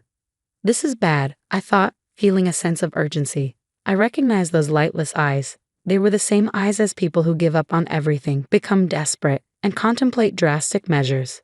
I had to keep her here, no matter what, I resolved. "Why don't you and your daughter stay here for a while?" I suggested. "What?" "Well, as you can see, this is a rundown lodge, but when guests do stay, it can be tough handling things alone sometimes. So it would really help me out if you could work here as a live-in employee for a bit," I proposed. "But why? Why would you go this far for complete strangers?" she asked, clearly bothered by our unfamiliarity. "If you're bothered that we're strangers, then we can get to know each other starting now," I said, placing my driver's license on the table. "John Smith. Nice to meet you." "Thank you so much. I'm Sarah Nichols, and this is Lily Nichols," she introduced herself and her daughter. "Mr. Smith, is it really okay if we live here starting today?" Sarah asked. "Yep, let's get along from now on, okay," I replied warmly. "Thank you so much. I promise I'll repay this kindness," Sarah said, standing close to her brightly nodding daughter, Lily. Some light had returned to their eyes, and I felt relieved. For the time being, I had been thinking it was about time to start shifting Mountain Lodge towards closing down. But I couldn't say that anymore. I have no regrets. I willingly took this on myself, I thought, determined to ensure that Sarah and Lily wouldn't be inconvenienced. The off-season was definitely a bit rough. "John, is something Mom?" Sarah asked, noticing my distraction. "Oh, Sarah, it's nothing," I replied, trying to divert her attention. "That's this month's reservation book, right?" Sarah peered at the wide-open, completely blank reservation book and tilted her head. "Winter is difficult after all, huh?" "Yeah, there's barely any hikers, but I can't let this situation continue either," I admitted.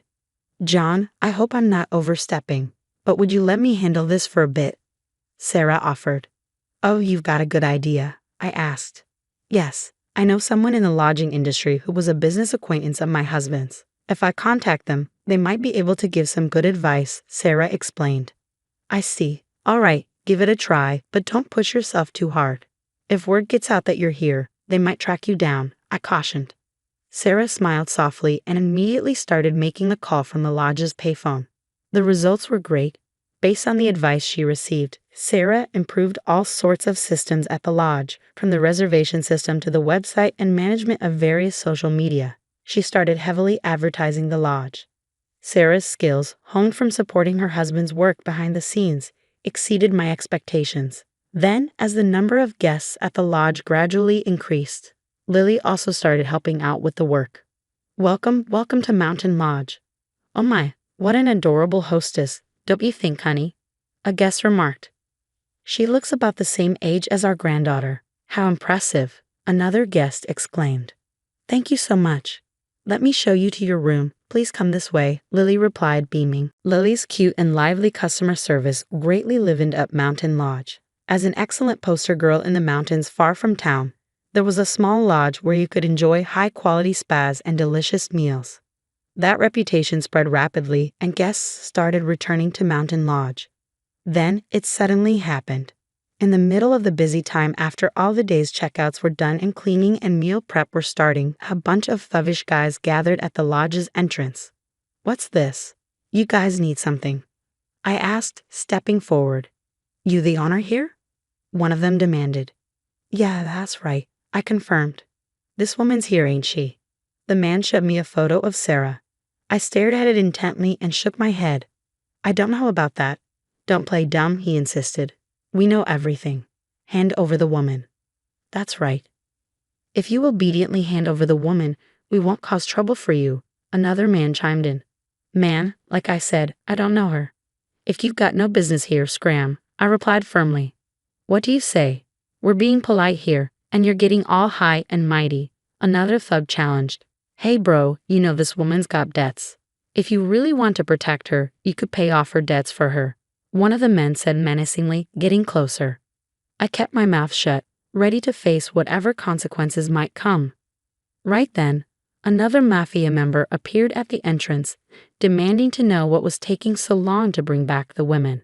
I felt like I'd seen that man's face somewhere before and pondered for a moment. Boss, thank you for the trouble, one of the men said, addressing the new arrival. Boss, please tell him this owner keeps protecting the women, another man added. Huh? What's that? The boss questioned. Hey you, is that true? Wait, could it be, you're the guy? The man who seemed to be a mafia underboss gaped at me in astonishment. Our eyes met, and I finally remembered. I had met this man once before. Hey, you bastards, apologize now, the underboss commanded. What's this all of a sudden? One of the men replied. Boss, shut up and apologize right now. You're being too arrogant, the underboss insisted. I'm telling you, who the hell do you think this person is? The underboss forcefully pushed the other mafia members' heads down. His face paled, the underlings and the underboss apologized profusely. Yeah, this was about 10 years ago, I recalled. It was a day with a terrible storm. Having lost my parents around that time and somehow managing the lodge alone, I was wandering around absent-mindedly inside the quiet lodge with not a single guest. It's lonely, but can't be helped in this weather. Back then, we still had a decent number of guests, but on days with bad weather like that, the lodge was often dead silent. The time for same-day reservations had passed, and I was about to take a break myself when I heard a loud crashing sound from the entrance. What's that? Did the wind blow something in? I wondered aloud. Cautiously approaching the entrance, I opened the door. Whoa, I exclaimed as something large fell towards me. You the owner here? A large man asked, looking up at me. Yeah, sorry for startling you. Mind lending me a hand? He requested. Huh. I looked down at the man, perplexed. From where he had fallen, a pool of blood was slowly and steadily spreading. What happened to you? I asked. I made a bit of a blunder, you see. Got it. Just wait a sec, he replied weakly. It didn't matter who that man really was or that his wounds undeniably looked like gunshot wounds. The bottom line was I had to administer first aid, so I brought the lodge's first aid kit and a large number of unused towels to the man. Later, I found out that the man was the boss of a mafia family who had been chased by a rival family and stumbled into Mountain Lodge. Even after learning that fact, I couldn't bring myself to abandon him for some reason. So I sheltered him at Mountain Lodge until his wounds healed. Mr. Smith, I am truly sorry. To think a lodge boss was indebted to us here, the underboss apologized. No, it's only natural you didn't know back then. Your boss told me to choose a meeting spot far from the lodge so as not to cause me trouble, I explained. Is that so? You went all the way out there to see our boss off. I really can't thank you enough for what you did then. The underboss expressed gratitude. The underboss apologized profusely with the intensity of someone begging for forgiveness. while the underling Yakuza behind him also apologized nervously. This was all a bit too chaotic, and I'd nearly forgotten. But I remembered the matter at hand and turned back to the mafia underboss. I continued. Would you mind going home for today? It'd be a real pain if you caused more of a scene. Yes, of course, the underboss agreed. Hey, you lot, we're pulling out, the boss commanded. Yes, sir, understood, the underlings responded. Oh, and one more thing, I added. Lay off the woman you're looking for. The proper thing to do is look for her husband who racked up the debt and ran, don't you think? Yes, understood. We'll be going then, the boss replied. After apologizing profusely one more time, the boss and the other mafia members left. John, Mr. Sarah and Lily hurriedly clambered down from the second floor. Are you all right? Are you hurt? Did those men do anything to you, miss? Sarah asked worriedly. I'm sorry, you must have been so scared, Lily added, clinging to me with her face all scrunched up. Calm down, both of you, I'm fine. Nothing happened to me, really, I reassured them. But how, mister? Did you beat up those scary guys? Lily asked. Something like that, I replied, patting Lily's head gently. I signaled to Sarah with my eyes. Let's talk once things settle down. Okay. All right, for now, first we've got to get ready to welcome today's guests. Sarah nodded. I urged Sarah and Lily on as I also returned to the lodge work. For the time being, if we no longer had to worry about debt collectors coming after Sarah and them, it probably meant this life would be coming to an end soon. I felt a bit like a hole might open up in my heart at that thought. Once we finished checking in the lodge guests and the day's work had settled down, we could address the situation further. I called Sarah and Lily to the employee room. Well, long story short, you don't have to worry about being chased by debt collectors anymore, Sarah. Thank you so much, John. I really don't know how to express my gratitude, Sarah replied, visibly relieved. Sarah must have gone through a lot while being pursued by debt collectors. Collapsing on the spot, Sarah repeatedly expressed her thanks. You beat up those scary guys, right, mister? You're so strong. Thank you. Lily chimed in. That's right. Now you can live freely anywhere with your mom, I assured Lily. Yeah, hooray. Hey. Of course, mister is going to be with us too, right? I want to live here forever with mom and mister. Lily exclaimed excitedly. About that, I glanced over at Sarah. She smiled awkwardly and gently turned Lily to face her, grasping her shoulders. Lily, listen carefully. Mr. John and us. We're strangers. We can't keep imposing on him forever, Sarah explained gently. Why? How come? I don't want to leave here. I'm going to live here with Mr. and Mom. Lily protested. No, Lily, please don't be selfish, Sarah replied. Lily persisted. No. Why do we have to leave? I love Mr. You do too, right, Mom? I know you do. At those words, Lily blurted out, and Sarah's face rapidly turned bright red. I'm so sorry, John. Please pretend you didn't hear that. I beg you. Please forget it. Sorry. I don't think I can just forget that, I replied gently, taking Sarah's hand as she stood there, her face flushed and frozen. Sarah, if you're okay with it, would you, keep living here from now on? I asked awkwardly. Sarah stared at me intently, and I felt embarrassed. I reflexively let go of her hand. Sorry, forget it. No way. I won't forget it this time. Sarah firmly grasped my hand as I tried to walk away. You let us stay here, right? We'll be in your care, inexperienced as we are. She squeezed my hand tightly, smiling brightly. I couldn't look directly at Sarah's face. Beside us, Lily was grinning mischievously at me. I must have had a really embarrassed look on my face. Some time passed after that commotion. I heard Sarah's former husband had his whereabouts discovered by the mafia and was being made to work at a shady company they ran to pay back the debt. In the end, the boss from back then called me just once. As he said, the lawyer took care of everything from Sarah's divorce proceedings to alimony distribution and arranging Lily's school transfer. Thanks to that, Sarah and I are able to live at the lodge with Lily without any worries, I explained. John, good morning. Breakfast prepped is all done, Lily announced happily. Oh, thanks. Lily already headed to school? I inquired. Yes, she's going happily today too. It seems she's already made friends and is having fun every day, Sarah replied. That's great to hear. I was really worried about Lily's school life, so I feel thoroughly relieved to hear it's going well, I said. There's a parents' day at Lily's school coming up, Sarah mentioned. That's nice.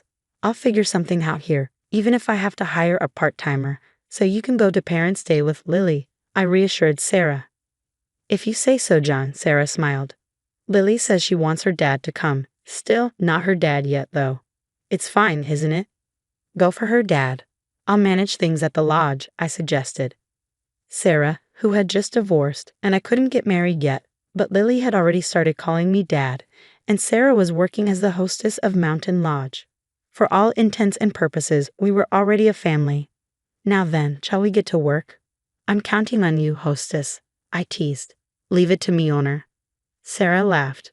We joked around like that and laughed together. Mountain Lodge was fully booked again today. I vowed in my heart to protect this lodge together with my new family. Dad put his arm around Tracy's shoulder and happily introduced the person standing there. This is Dad's new wife, Lisa. Nice to meet you, he said. I wasn't expecting this. But I already have one mom. I can't accept someone else as my mom, I replied firmly. Dad smirked. So you're saying you'll leave because of Lisa? If you want to live with your new mom, then fine. I'll go pack my things, I said bluntly, surprising both Dad and Tracy. I started packing in my room.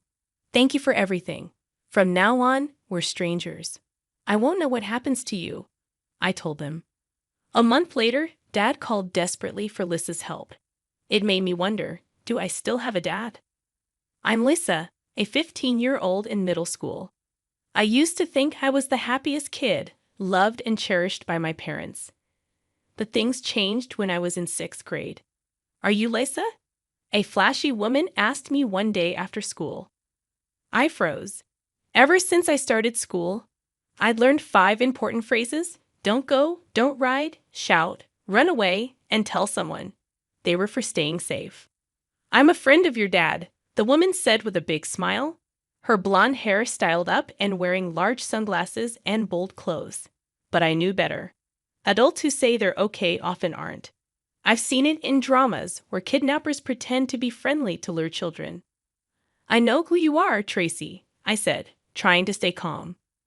Tracy rummaged through her flashy bag and pulled out a heavily decorated smartphone with long, adorned nails. She showed me a photo on the screen.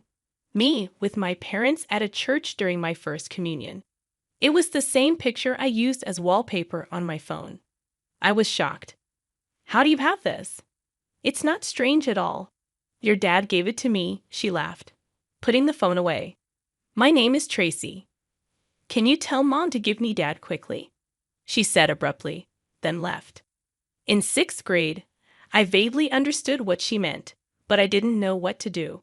When I got home, I couldn't say anything to my mom, who welcomed me back.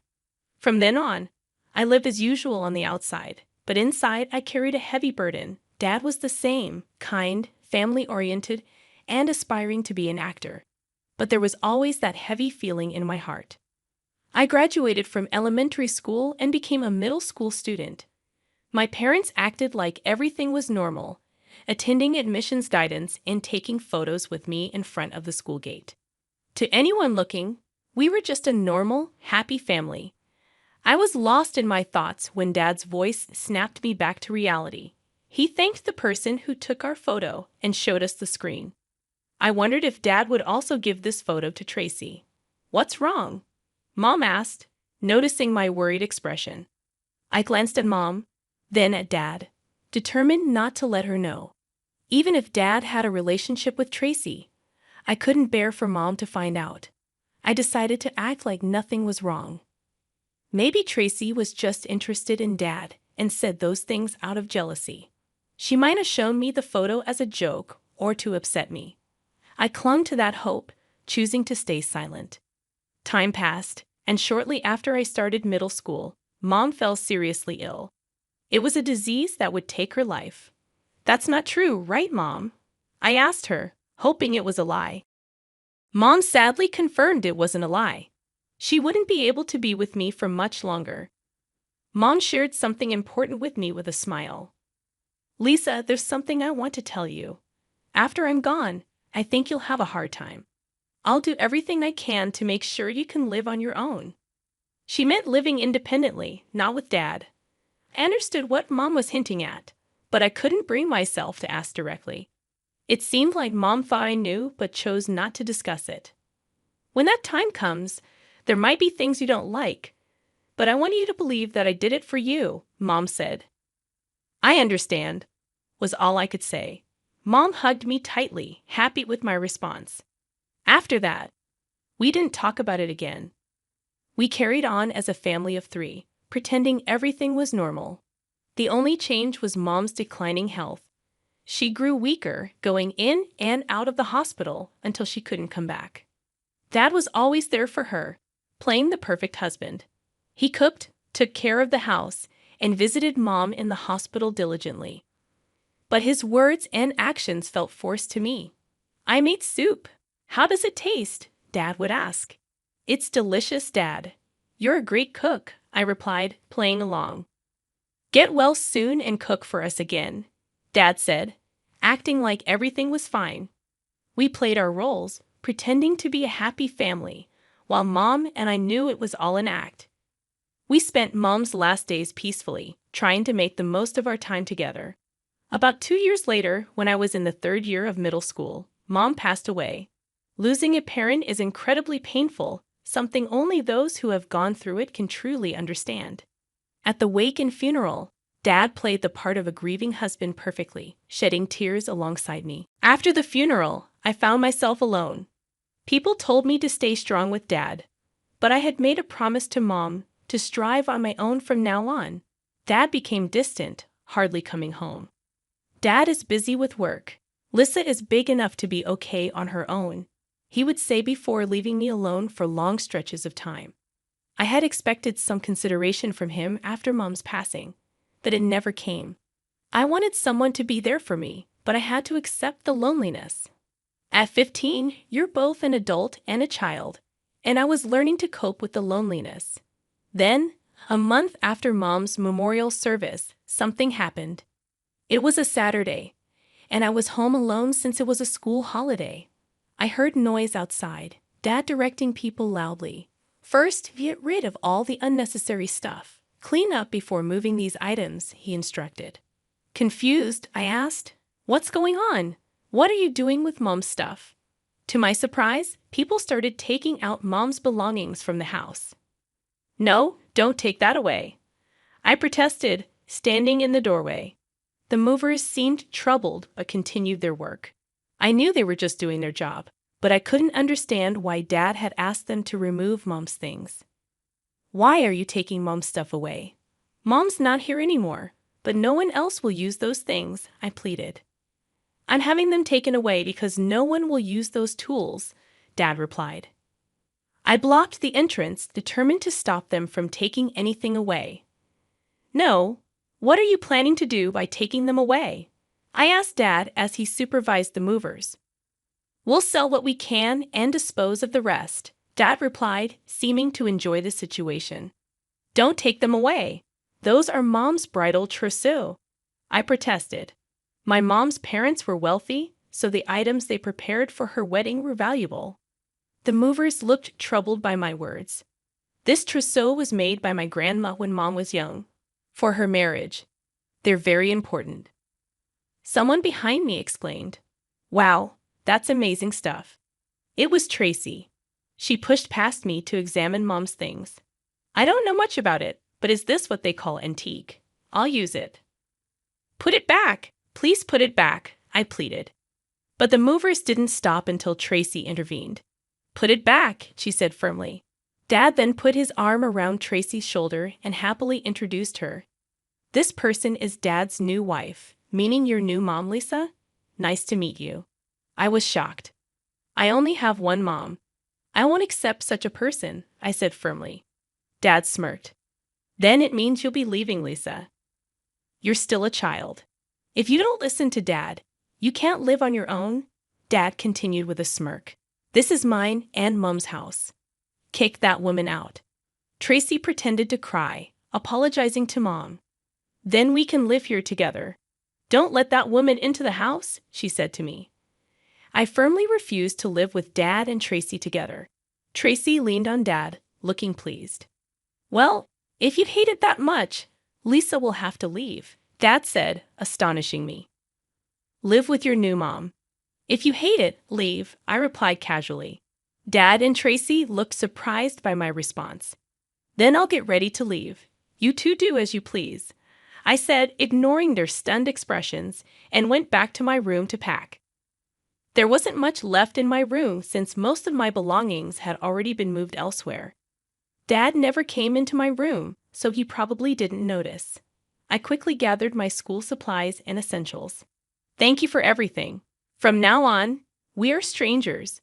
I won't know anything about what happens to you, I said to Dad and Tracy, then walked out of the house. A taxi I had called arrived, and I got in, telling the driver my destination. Goodbye, Dad, I murmured quietly. I arrived at my grandparents' large house in the suburbs. They welcomed me with tears. Lisa, you did well, my grandparents said, relieved. We were completely deceived all this time, playing the roles of the good husband and father. They added regretfully, but I was okay. I already knew. Mom knew about Dad's affair, maybe even that Tracy had approached me. She never talked to me about it. I wondered if she would have continued pretending to be happily married with Dad if she hadn't gotten sick. Mom must have made her decisions thinking about what would happen to me after she was gone. She said she would do everything she could to prepare me, including teaching me household chores. I had been helping Mom from a young age, and we cooked together since I was in elementary school. I learned her recipes and could make most of her dishes. In the last year before she passed away, Mom taught me as much as she could, so even when Dad wasn't home and I was living alone, I could manage household tasks like laundry and cleaning. It was all thanks to what Mom had taught me. A month after I left Dad's house, he started calling incessantly. I expected it, but I ignored the calls. I didn't answer my phone throughout the day. When I finally checked it at night, there were over 300 missed calls. The phone kept ringing silently in front of me, lighting up to alert me. Maybe it's about time, I thought, and answered quietly. Hello? I said. Lisa, why didn't you answer sooner? Do you have any idea how many times I've called? Dad yelled immediately. I stayed silent. Hello, Lisa. Why aren't you responding? He continued. I remained quiet. It's Dad. You haven't forgotten my voice, have you? He asked. I wish I could forget, but unfortunately, I remember, I thought. Lisa, help me. I don't have anyone. After I hung up, Dad was silent for a moment before he continued. It's me, Dad. I'm really in trouble. Can't you help? Lisa isn't the kind of daughter who would abandon her parents, right? His pleading voice was sickening. As I said earlier, I don't have a father, Dad, I replied firmly. Lisa, do you have the wrong number? Please check, I added before turning off my phone. This way, I wouldn't have to hear from him again. I planned to cancel the phone soon. The next day, Dad and Tracy showed up at my grandparents' house. Let me see, Lisa. You must have influenced her. Send her back right now, Dad demanded. That's right. A young and beautiful mom came to pick you up. So hurry back home, Lisa. I'll forgive you now. Give back that house, Tracy chimed in. But they were kicked out because they came to my grandparents' house. Before Mom passed away, she transferred ownership of various properties, including the house, to me. The house was a gift from my grandparents when my mom got married. Knowing about her illness, Mom acted quickly and transferred ownership to me. She even paid the inheritance tax properly. However, she didn't inform Dad, so Dad must have thought he had rights over the house, believing Mom's estate belonged to him. That's why he panicked. I asked a lawyer, who was my guardian, to send a notice of eviction to Dad once I learned the facts. The notice stated he had to vacate within a month or I would sue. It was clearly written. At the same time, I had the lawyer write that all the furniture in the house belonged to me, and if anything was damaged, I would claim compensation. Before leaving, I had taken photos of all the household items. I remembered the movers handling things quite roughly, and I worried that Tracy may have caused some damage. The high-quality, one-of-a-kind furniture made by artisans would be costly to repair. I hoped there was no damage. About 10 days after my notice was delivered, I received a counter notice from Dad. It contained a will from Mom stating that all her estate was to be left to Dad. It seemed to be something Mom wrote earlier. The notice demanded that, according to the will, my grandparents should immediately transfer all of Mom's estate to Dad. It accused my grandparents of deceiving their precious granddaughter and destroying the father-daughter relationship, demanding my immediate return. In response, we sent another notice explaining that the will was invalid because there was a newer will. Wills are prioritized by the date they were made, and the one Dad had was dated shortly after Mom was diagnosed. In contrast, another one was dated the day before she passed away. Mom had prepared the will in advance and filled in the date when the time came, handing it over to the lawyer. There could be no newer will than this.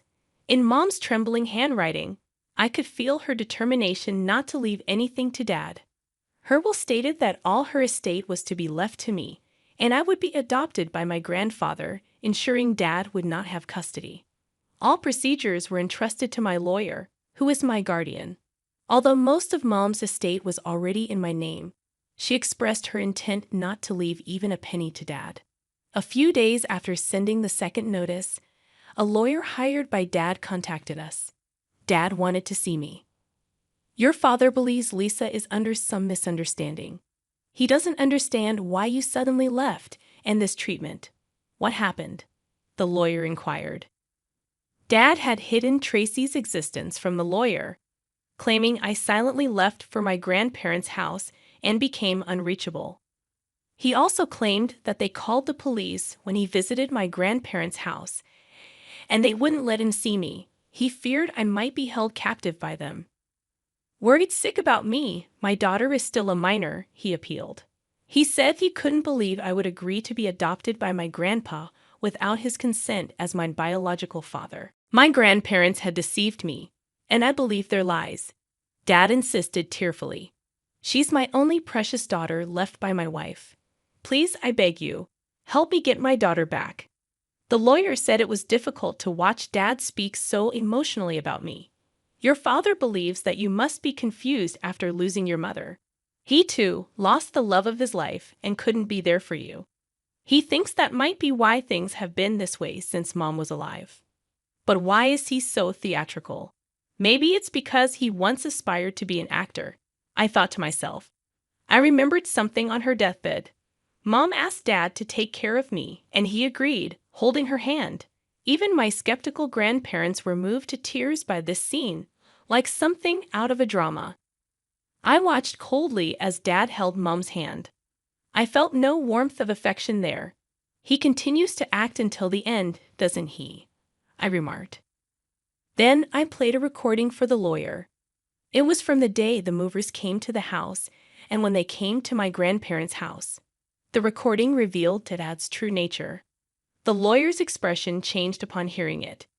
Dad had been pretending to care about Mom and me all along, but after Mom passed away, and when it came time to bring Tracy into the house, his true colors finally showed. I finally had the evidence in my hands. Well, this seems to be a different story. My apologies, the lawyer said politely and left. Later, he informed me that he had declined Dad's request and was suing him for breach of contract for lying about the circumstances. After all of this, no one will be willing to represent your father. Indeed, if he told the truth, no one would take his side. But why did Dad continue this act, and why did Mom accept it? There was a reason. Dad was Mom's first love. When she was a middle school student, the same age as I am now, she went to see a play and became a fan of Dad. At the time, Dad belonged to a small theater group and was aspiring to be an actor. Mom started supporting him, and they began dating. My grandparents were against the relationship because Dad was 8 years older and an unsuccessful actor. But shortly after Mom graduated from college and became pregnant with me, they reluctantly allowed the marriage under the condition that they take Mom's surname. Mom was the only daughter of a big company's president. Dad quit acting after getting married and joined a subsidiary of my grandpa's company. Since then, my grandpa had always been watching Dad. We never really trusted him, always feeling that something was off about him. But seeing him at the hospital, I thought he truly loved Mom and me. Dad may not have succeeded as an actor, but he was very good at deceiving us. I, too, would have continued to believe he was a wonderful dad if I hadn't met Tracy. He's really good at acting. But then, how did Mom realize? As I wondered, my grandma showed me a letter from Mom. It was a letter entrusted to the lawyer to be given to my grandparents after her death. Mom had grown suspicious of Dad after they got married. Despite previously adoring him, she started to feel his behavior was fake after she was conceived. Perhaps it was Mom's intuition. When she started investigating because of her suspicions, she discovered Dad had several women. He had many fans who supported him financially because of his good looks. Even so, Mom tried to believe that she was chosen among many, but she eventually learned what people around her were saying. I bagged the president's daughter.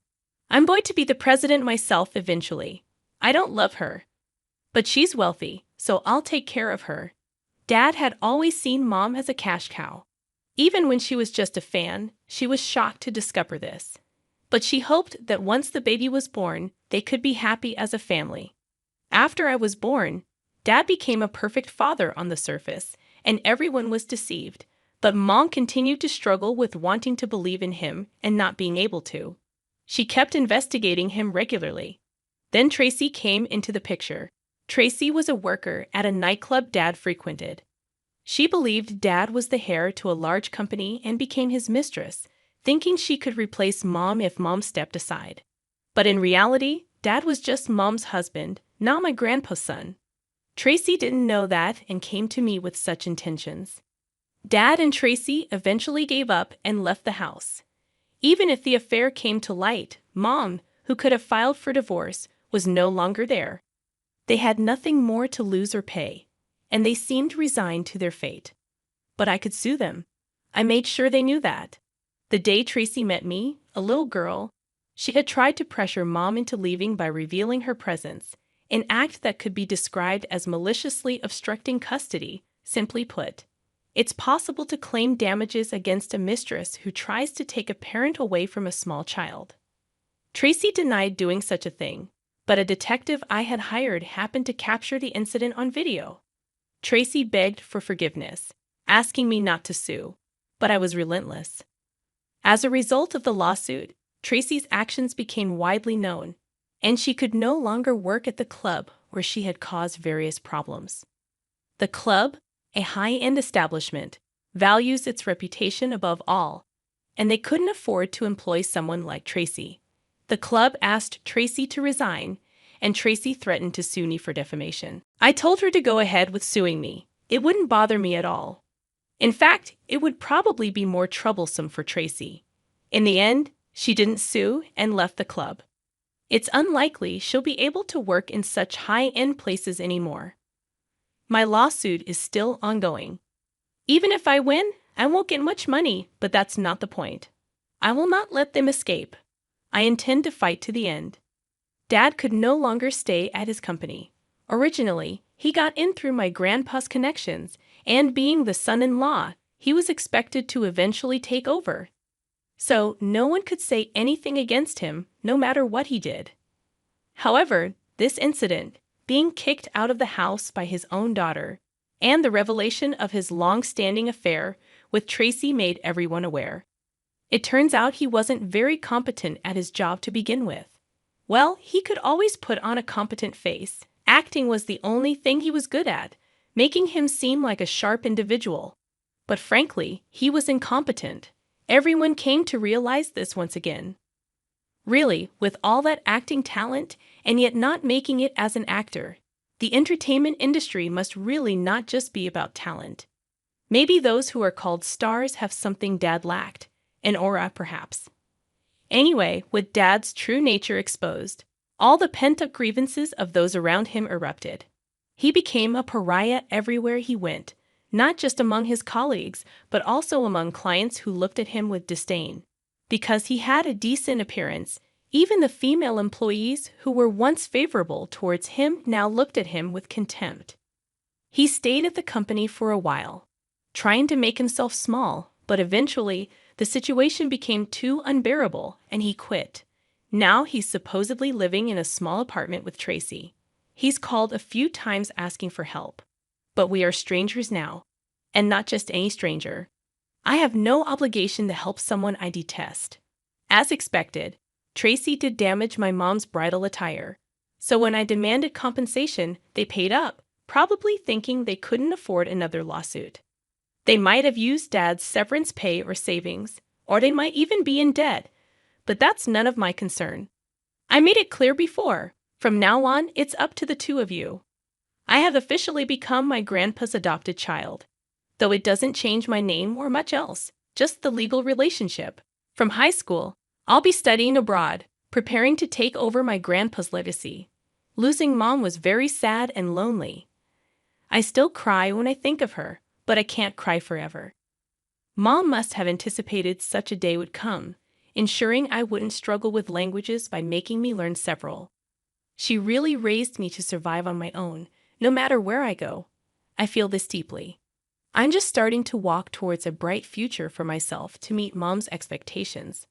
I want to absorb various things abroad, and I'll definitely meet someone who loves me sincerely. In this respect, Mom was a cautionary tale.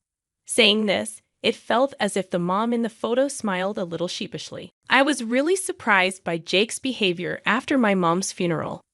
Instead of offering condolences, he bluntly asked me about my mother's inheritance. I think he noticed me checking her passbook. Is the inheritance being transferred soon? How much is it? He asked eagerly. I told him it was around $600,000. He seemed disappointed and muttered to himself about how even after taxes, a lot would still be left. His strange grin made me uneasy. I decided I wouldn't let him control what happened with the money. The next day, I learned Jake was already making plans for the inheritance. But his naive schemes would backfire eventually, even if he didn't realize it. My name is Emma, and Jake is my husband. He's 5 years older and works for a company. We got married through an arranged marriage when I was 20.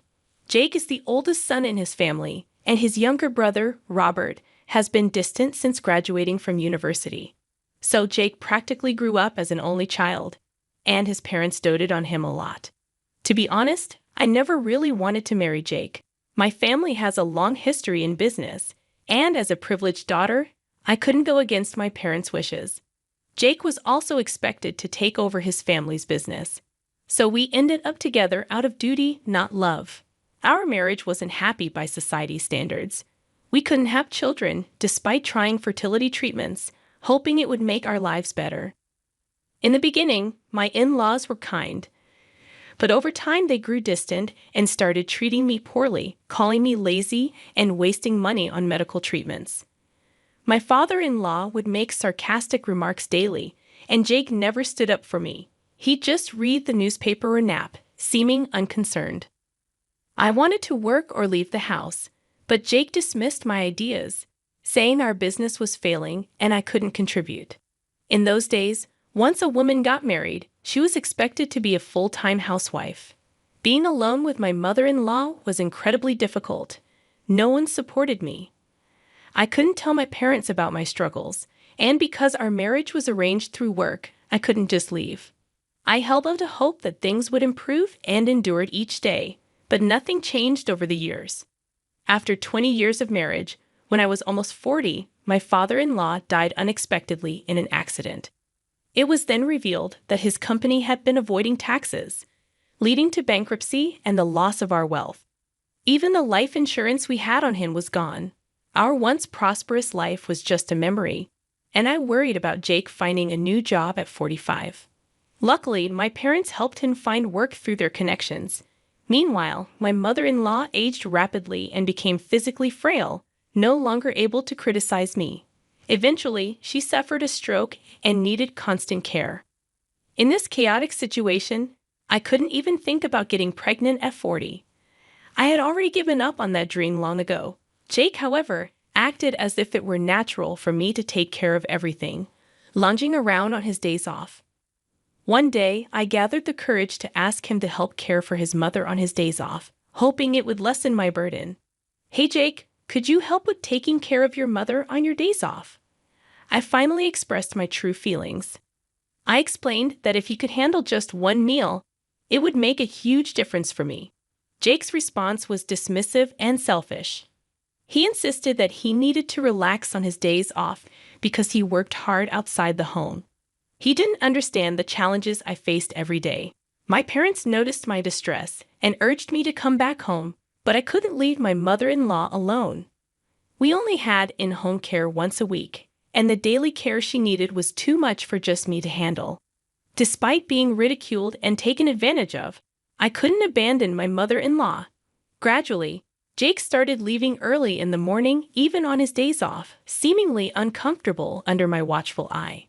He spread rumors to the neighbors, complaining that I criticized him for relaxing at home. Meanwhile, he enjoyed his free time alone while I took care of his mother. Everyone in the neighborhood knew she needed care, yet he acted as if he was doing nothing wrong by leaving it all to me. He didn't seem to care how he looked to others. My mother-in-law, who used to adore Jake, became depressed when she realized he wasn't helping with her care and kept his distance. I'd often received snide remarks about Jake's behavior, as if it were somehow my fault. The challenging life I had caring for my mother-in-law continued for 20 years until she passed away after my father-in-law's death. Now approaching 60, my feelings for Jake have faded, and I've accepted many things. It's hard to leave this house now, and I had imagined growing old here. Jake has worked tirelessly at his job, even after retiring, and continues to contribute as senior staff, which helps us financially. Despite our strained marriage, he hasn't shown any intention of kicking me out, though I doubt he thinks about it anymore. He often leaves the house on his days off, giving me some moments of freedom. Recently, I started a new hobby, pottery. I've made new friends and found happiness in these activities, but Jake disapproves. One day, he angrily burned all my pottery equipment and personal items in the yard, telling me to focus on housework instead. I was devastated by his actions. Although I had considered divorce, another tragedy struck when both my parents suddenly passed away. My brother William took over my father's business, leaving me deeply affected by the losses. The word divorce crossed my mind again, but I realized our journey ahead would be long and difficult. After the funerals, Jake seemed a bit better for about a week, likely mentally exhausted. My pottery friends expressed concern, but Jake sarcastically questioned why I was still in bed grieving, comparing it to his own reaction when his mother passed. While what he said might have some truth, it was hurtful to hear from a grieving wife. The next day, I forced myself to resume my normal routine, though I knew it would take time before I could enjoy my hobbies again. Jake appeared satisfied that things were back to normal. Sometime after my mother's funeral, I remembered the payment deadline for the funeral expenses and was checking my bank book. William was busy with work, so I was handling the financial arrangements. Jacob approached me with a smug grin as he noticed me looking at the bank book. "How much inheritance did you get from your mother?" he asked, without offering any comfort since the funeral. His insensitivity shocked me. While he probably assumed I was checking the inheritance amount, his lack of empathy was too much. I replied, "I received about $600,000, I think." $600,000? That's less than I thought, but even after taxes, a few $100,000 should still remain, huh? Jake mumbled to himself with a sickening grin. I didn't know what he was thinking, but I was determined not to let things go his way. Silently, I put away the bank book. Even Jake seemed to sense the tension and suggested I go to bed early, surprisingly offering comforting words. His behavior was unsettling, and I wanted to avoid him, so I went to my room early that night. The next day, an unexpected event shook me. Jake, as usual, left for work after breakfast, but I received a notification that he hadn't shown up at work. This was the first time since we got married that he had missed work. I panicked, worried that he might have been in an accident, and I frantically tried calling him, but his phone was unreachable. Searching around the house, I found a piece of paper on the table, It was a completed divorce notice signed by Jake. I couldn't believe it. Then, I checked the drawer where I had kept my bank book the day before, and it was gone. Everything became clear. Jake hadn't been in an accident or involved in a crime. He had disappeared intentionally. I realized his motive. He likely intended to abandon me and start a new life with my parents' inheritance. Despite feeling shocked and betrayed, I stayed calm. There was no need to panic. I carefully read through the divorce papers and immediately rushed to the city court to handle the legal matters. Jake had brought this upon himself, and I was determined to make him face the consequences of his actions. I also contacted Jake's company to inform them that I hadn't been able to reach him, and his phone wasn't connecting. I apologized for any inconvenience and requested that they let me know as soon as they heard from him. His colleagues were understanding and assured me that they would mark the day as paid leave for him. I was grateful for their support and thought back to when my father had introduced me to this company, hoping it would provide stability. I felt both hurt and determined to confront Jake for his betrayal and irresponsible behavior. After successfully divorcing Jake, I didn't feel instantly liberated from the years of hardship I endured with him. Reflecting on my life, I realized that if I had made this decision sooner, things might have turned out very differently. While packing my belongings at home, my phone rang. It was Jake calling. Despite knowing it was him, I ignored the calls. His persistence continued, even reaching the point of calling the landline. Reluctantly, I answered. "Hello?" I said, trying to remain composed. "Emma, why didn't you answer? You didn't go to work, and your workplace called. You need to contact them right away." Jake's voice sounded frantic. "This isn't the time to discuss that," I replied, but Jake seemed too agitated to listen. In a panicked voice, Jake then confessed, "I can't withdraw money from my mother's bank book." I couldn't help but laugh at his realization. "Did you just realize that now?" I quipped, holding back my amusement.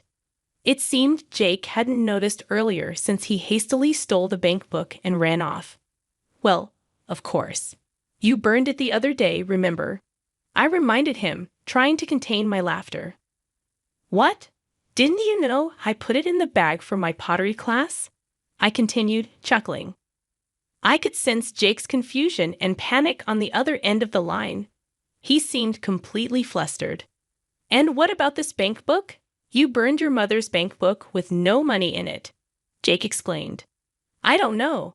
After my mother-in-law passed away, I repeatedly asked you to handle the paperwork," I replied, realizing the irony of the situation.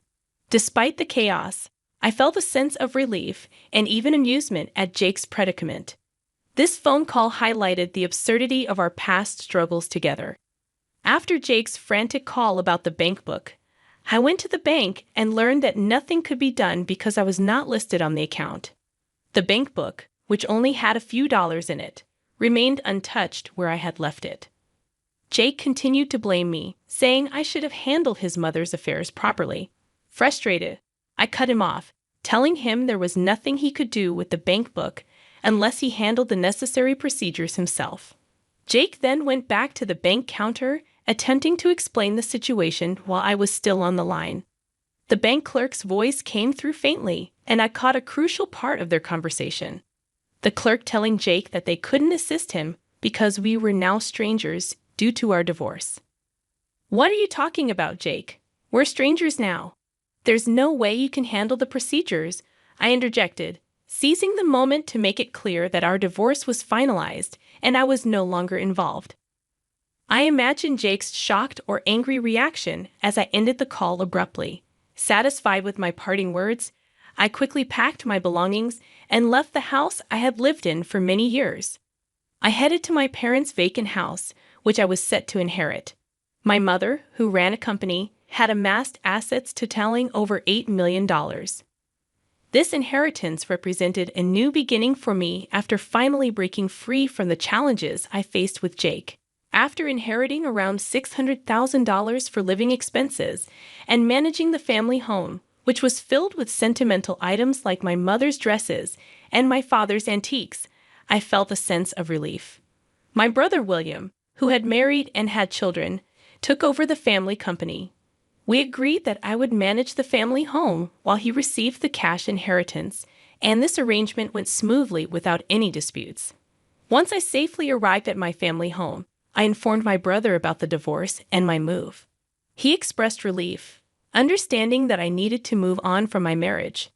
"Why are you okay with that?" William asked. "Since we couldn't have children and both our parents have passed away, it feels like the right choice. I can finally live my own life without regrets," I explained. William seemed concerned about me being alone, but I reassured him that being divorced and living in our beloved family home brought me the greatest happiness. After that, Jake called me several times on my cell phone, but he never seemed to realize that I was at my parents' home, so he never came over. I enjoyed my alone time, although the house felt a bit lonely without family around. Living in the cherished house where I grew up before marriage gave me a sense of peace and contentment as I embraced this new chapter of my life. Feeling the need to make a bank transfer but realizing I needed the bank book from Jake, I reluctantly went back to our former house. I planned to retrieve it early in the morning while Jake was likely still asleep. However, upon entering, I was hit with the smell of alcohol coming from an open door. I followed the scent to find empty beer cans scattered everywhere in the living room. Shockingly, the bank book I needed was stained and ruined, likely by spilled alcohol. I couldn't believe someone would treat another person's belongings this way, no matter how desperate they might be. I quickly gathered the torn bank book, stuffed it into my bag along with a few personal items, and left. With the damaged bank book, I headed to the bank to complete the transfer. As I approached the entrance, Jake unexpectedly called out to me, "Emma." I turned to see Jake, who had been waiting for me. "I noticed the bank book was gone, so I figured you'd be here," Jake said casually. "What does that have to do with you?" I replied coldly, trying to keep my distance. Ignoring my response, Jake followed me into the bank, staying by my side the entire time. Then, unexpectedly, someone called out to us, "Jake, Emma." It was Jake's younger brother, Robert. His presence was unexpected and surprising since we had mostly cut ties with him over the 40 years of our marriage, only seeing him at funerals. Robert explained that he came for their mother's inheritance and was about to contact Jake after receiving the funds. Jake seemed intrigued by this news, which surprised me. I had assumed their mother's inheritance was relatively small. The encounter was unexpected and added another layer of complexity to the situation, leaving me feeling unsettled as I completed the bank transfer. According to Robert, there were investment trusts and a safety deposit box that his father, my late father-in-law, had rented. Robert had learned about this from his mother before they became estranged. Before she passed away, she asked Robert to handle these matters if necessary, as he had been too busy until now to take care of it. Robert explained to us that in the safety deposit box, along with some jewels, there was a letter. Their mother had stated in the letter that she was leaving all her inheritance to me, Emma. This news shocked me deeply, and Jake appeared even more stunned. Ignoring our reactions, Robert produced the letter from a folder of legal documents. I recognized the envelope. It was one I had bought for her some time ago. On it, in shaky handwriting, was written that all the jewels and assets in the safe deposit box would be inherited by her daughter-in-law, Emma. It was clearly written in my mother-in-law's handwriting. I couldn't help but cover my mouth in disbelief. It seemed she had intended for me to inherit her assets all along, apologizing for her past behavior towards me. Looking at Jake's face, I could see he was shaking with rage. He seemed unable to process this information. Robert, unaware of our divorce, continued, suggesting that I should complete the procedures to officially inherit the assets since I was named as the heir in the letter. He assumed there wouldn't be any issues since I was now the recognized heir. After reissuing the bank book and completing all the necessary procedures, I bid them farewell and left. Later, I received a call from Robert informing me that Jake was causing a fuss, claiming the letter was invalid. This unexpected turn of events added more tension and confusion to the situation. leaving me unsure of what would happen next with my inheritance and my relationship with Jake. It seemed that Jake eventually agreed to follow the wishes outlined in the letter from my mother-in-law after consulting with a lawyer, even though the letter wasn't a formal will. He reluctantly gave up on claiming the house, realizing that the investment trust was tied up in legal matters. Jake then approached me at my parents' house, expressing regret and a desire to start over. However, I firmly reminded him that there was never any love between us and questioned what he truly wanted by suggesting starting over. For the first time, I spoke my mind and expressed what I had been holding back for so long. Jake, unable to respond, remained silent, seemingly regretful. I couldn't help but remark, "At least you were able to inherit the house, huh? By the way, did you contact your company?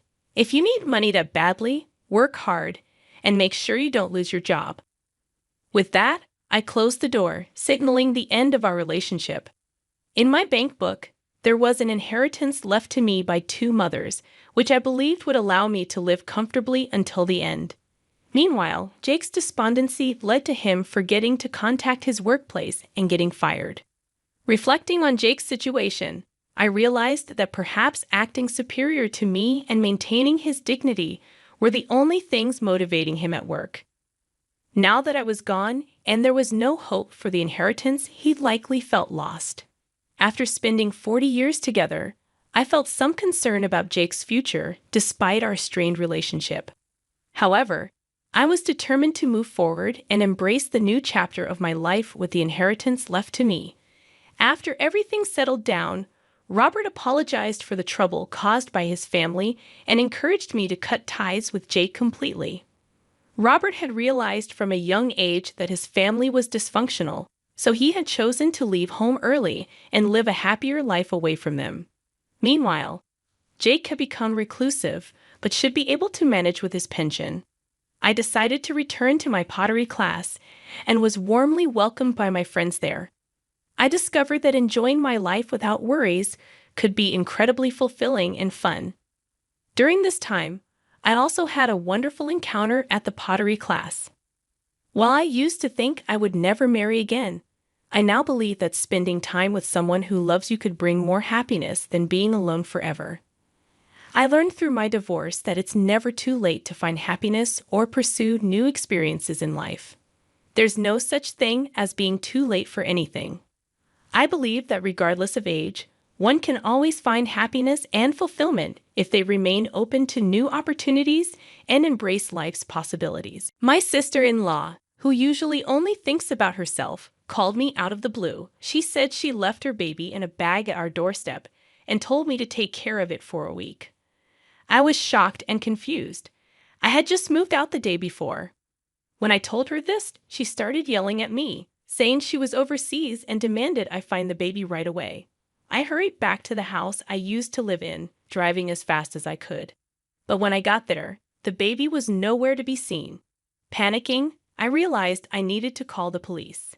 As I reached for my phone, I suddenly remembered something terrifying. I had been married to Scott for 10 years, and we had always wanted children, but we were never able to have any. Now, at 38 years old, my younger sister-in-law, Lindsay, who was 5 years younger than me, often took advantage of me. Her husband was a big shot, and mine worked for him. She would constantly ask me to do things for her, even though they were just a short drive away.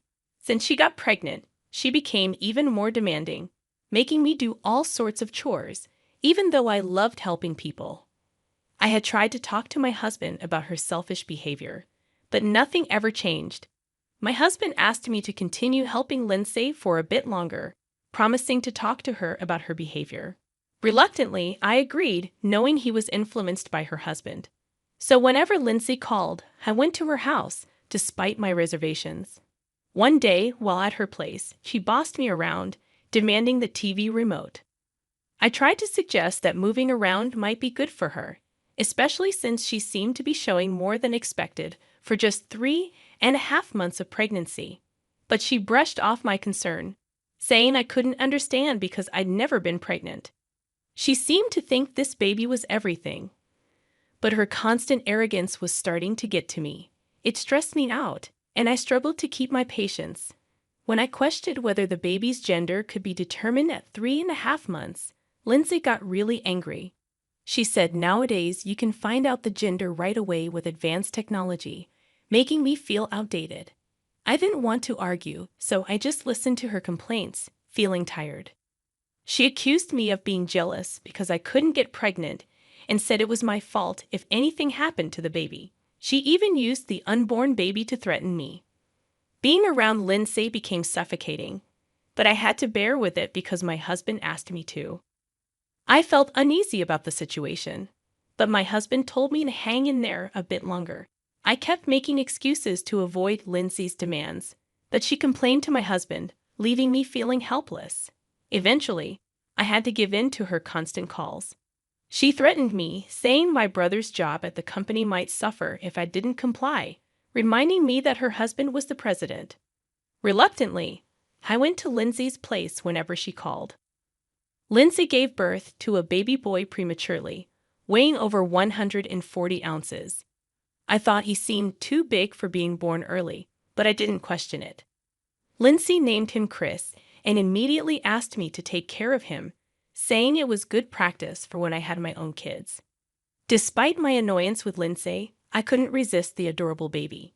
Taking care of Chris didn't feel like a burden at all. As time went on, Lindsay started leaving Chris at my house more often. One day, she dropped him off dressed up, saying she had a dinner related to her husband's work and needed to go with him. I realized then how busy a president's wife could be, so I diligently took care of Chris.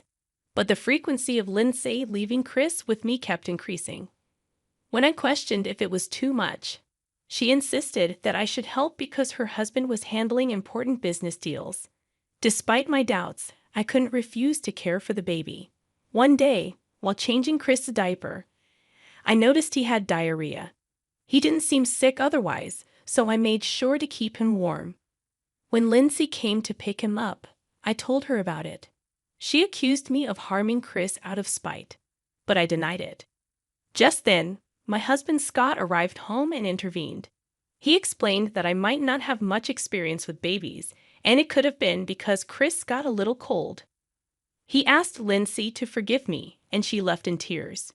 I was puzzled why I had to apologize when I hadn't done anything wrong. Feeling frustrated, I sent Lindsay and Chris off. Later, while preparing dinner, Scott pulled out some documents and said there was something important we needed to discuss. What he told me was unbelievable, and I couldn't have imagined it. However, seeing Scott's determined stance, I quietly agreed. A week later, while unpacking boxes, Lindsay called, saying she had left a bag at our entrance and that I should take care of Chris for a week. I was baffled, as we had moved out the day before. I pleaded with her to pick up Chris immediately, but she didn't believe me at first. Finally understanding, she panicked, revealing that she had left Chris in a bag on the doorknob 5 hours ago. Despite it being spring, it was still chilly outside. Worried about Chris' well-being, I rushed to our old house. However, there was no sign of him or the bag. After searching and asking neighbors with no luck, I was about to call the police when I received a shocking call. I was left speechless by its content.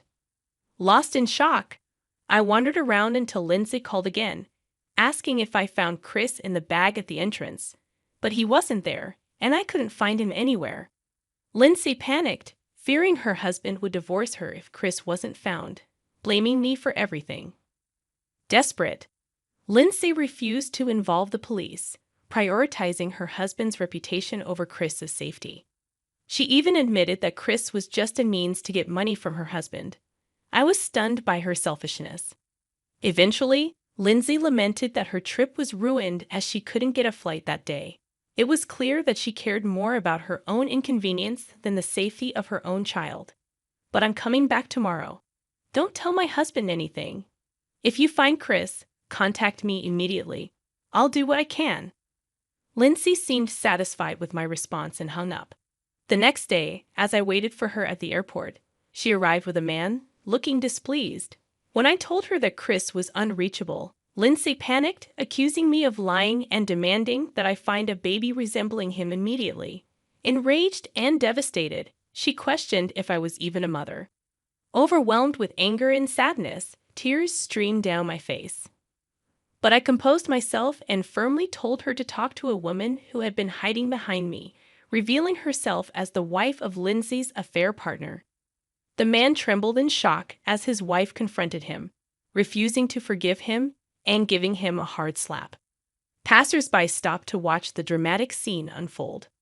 Lindsay tried to explain that they weren't in that kind of relationship, but her attempt to deceive was cut short when I started recording the scene on my smartphone. Despite Lindsay's protests, I remained calm and showed her the evidence I had collected, including emails and photos of her with her affair partner. She tried to snatch them away, but I stood my ground. I had actually met her affair partner's wife by chance, as she worked at my regular hair salon. Lindsay was stunned, realizing how I had found out about her affair. She had no explanation for her actions, and I felt a mix of relief and satisfaction as I confronted her with the truth. Unlike his wife, who was successful and owned several shops and was skilled in a technique, her husband was known for not working and just playing around. He was a typical husband sponging off his wife.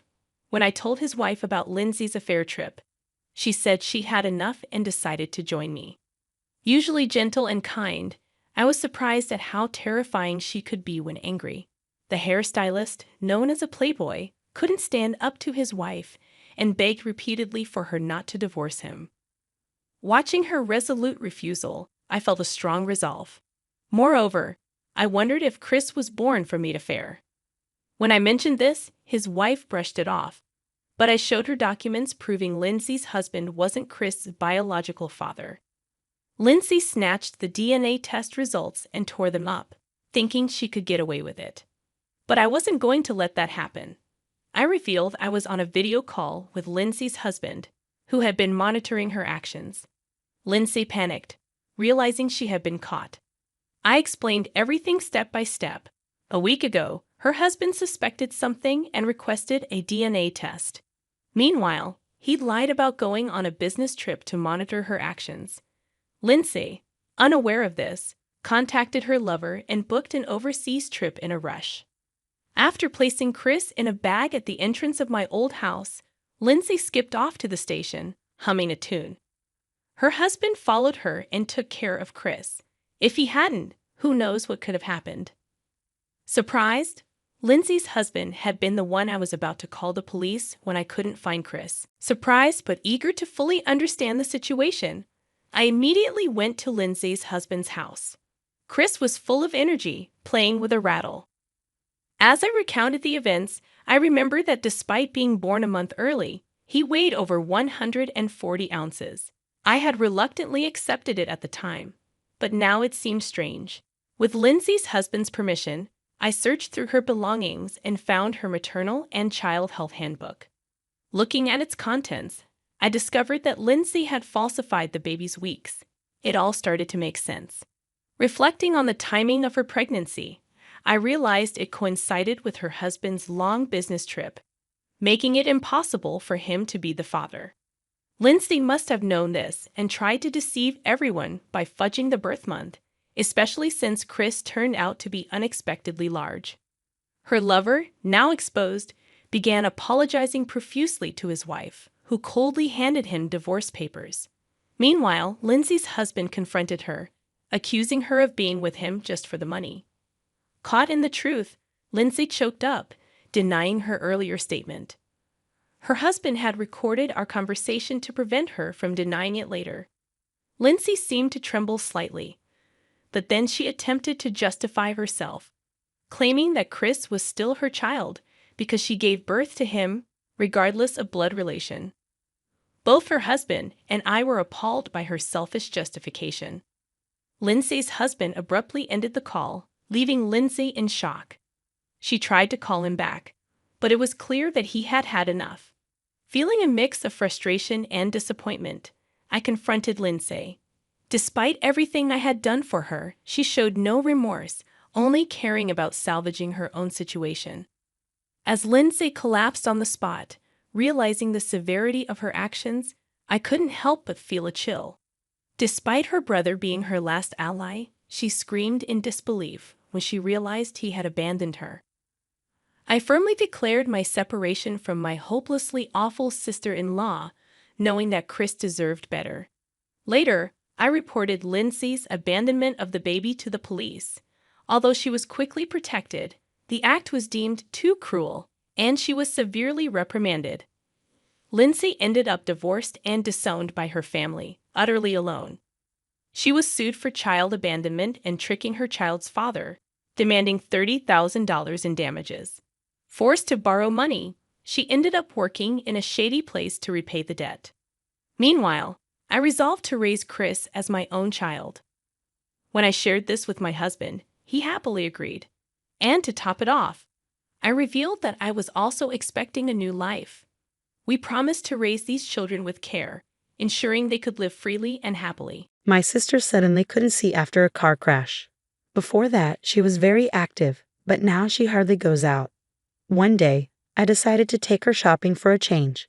Unfortunately, we bumped into a coworker who was well-educated but rude. He said mean things about us both because my sister is blind. He always treated me poorly, but I never expected him to target my sister too. My sister is kind-hearted and probably worried about me at work. Once we were alone, she surprised me by saying, "He's history now." My name is Mike. I'm an ordinary office worker, 30 years old. While my friends are getting married, I hope for a good relationship.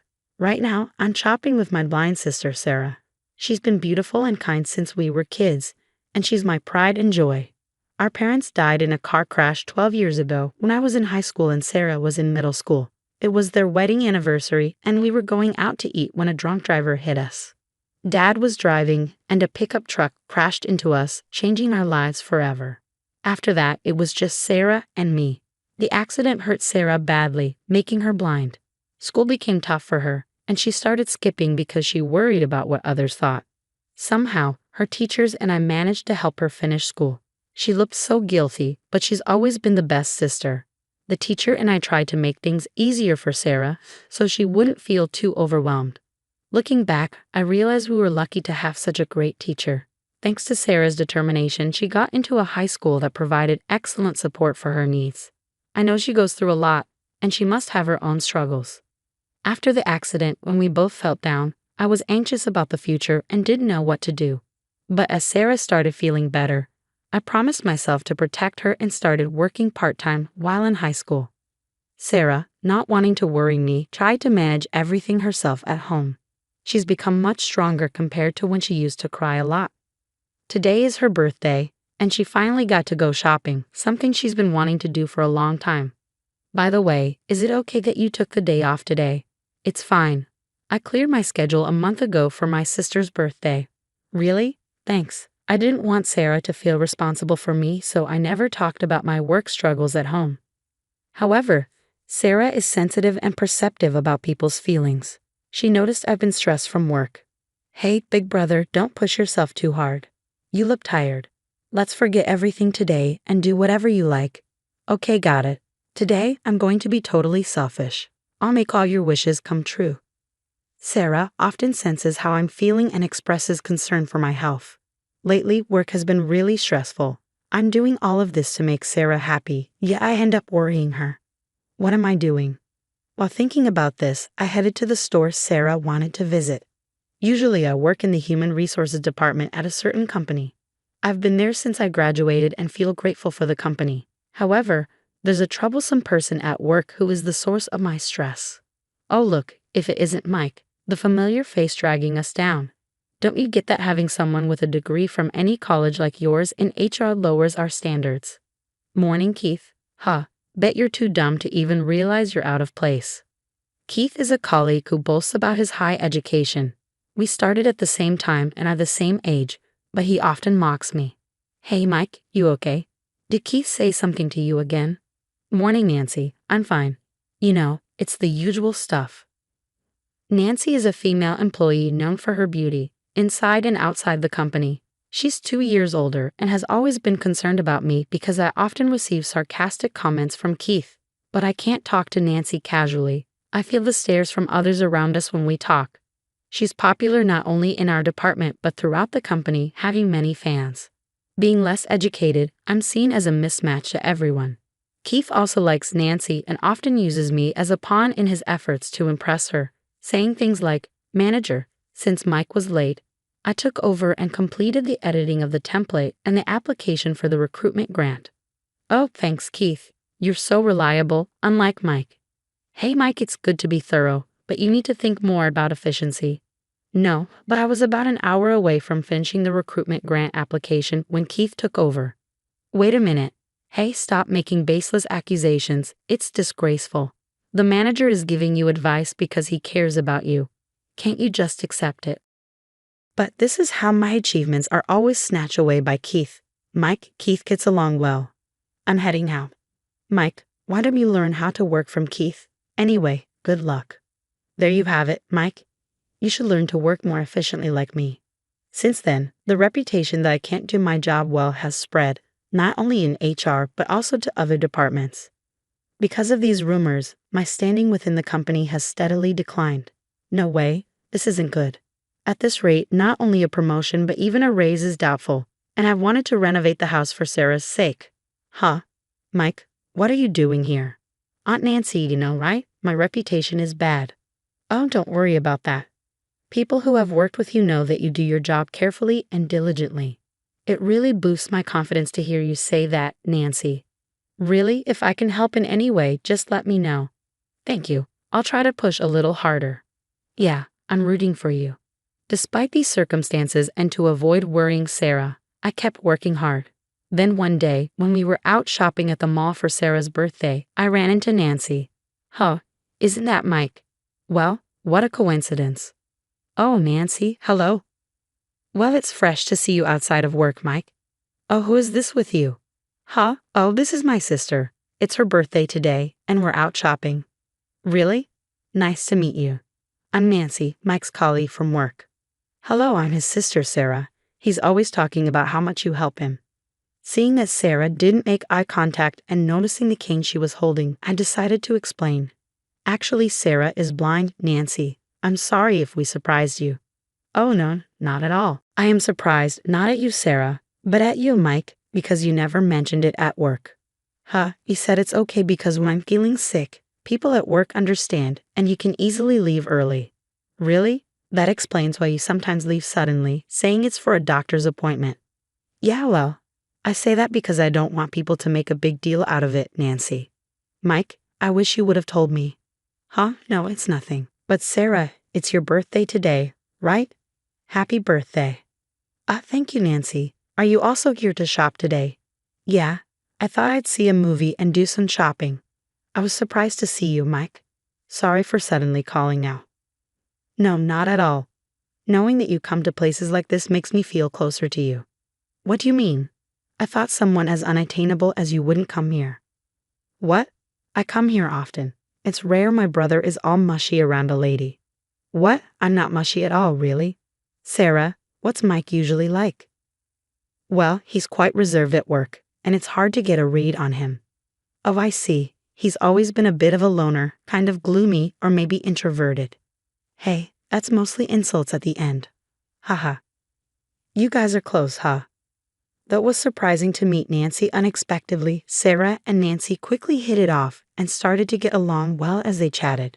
Since Sarah hadn't made many friends since middle school, seeing her happily talking with Nancy reminded me of her brighter, more popular days. Unfortunately, we also ran into Keith. Isn't that Nancy and Mike too? Such an obvious look of displeasure. Hello, are you shopping too? Yes, but I'm lucky to meet you. But why with Mike? I just saw him and called out. It was the first time meeting his sister Sarah, so we started talking and really hit it off. Huh, you have a sister? Yeah, nice to meet you. I'm his sister, Sarah. He's always talking about how much you help him. Oh, hello, really? Your brother is always causing me trouble, but I had no idea he had such a cute sister. Keith then started staring intently at Sarah. Noticing her cane and where she wasn't looking, he realized she was blind and blurted out something unbelievable. Wait, your sister can't see. Yeah, so. Wow, no way. Seriously, first time I've seen that. Ha, it's weird, right? Sarah's polite smile and sad expression spoke volumes of the pain she had experienced before. I came with her to avoid this kind of experience. What's the point of me being here then?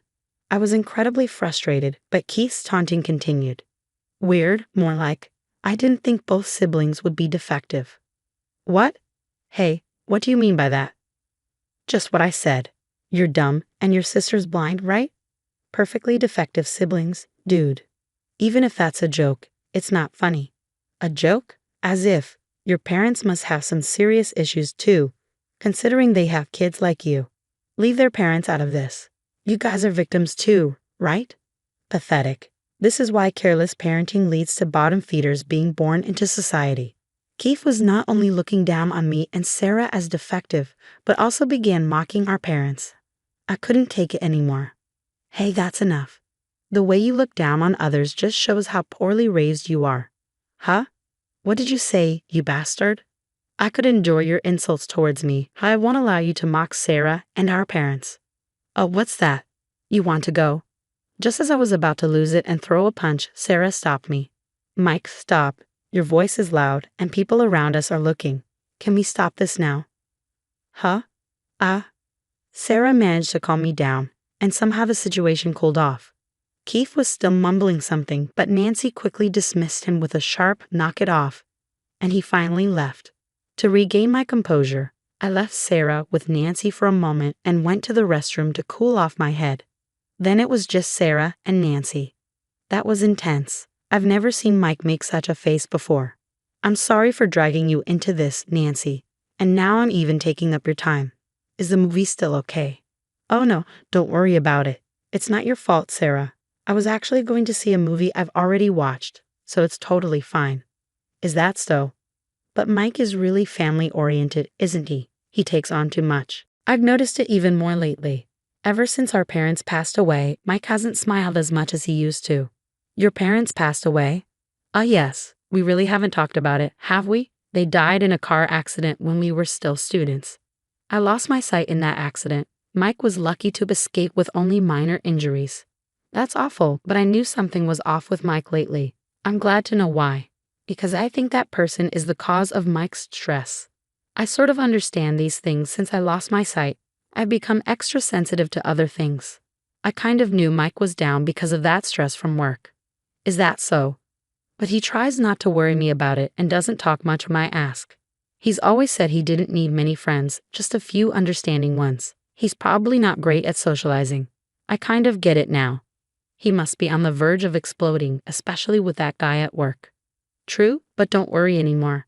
Now that I understand the situation, I'll support Mike at work. Really?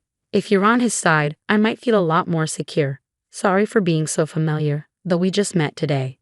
What are you saying? Don't apologize. In fact, I'm glad to hear you say that. It feels like I've gained a little sister. I've always wanted to be an older sister. Hey, I can see why my brother is so smitten with you, Nancy. You're wonderful. Please look out for my brother. Leave it to me, and I think he's pretty much done for. Just as Sarah was about to ask what Nancy meant by that, I returned. In the end, Nancy ended up joining us for Sarah's birthday shopping, and the three of us spent the day together. Watching Sarah talk happily as if she had gained an older sister slowly softened my frazzled nerves.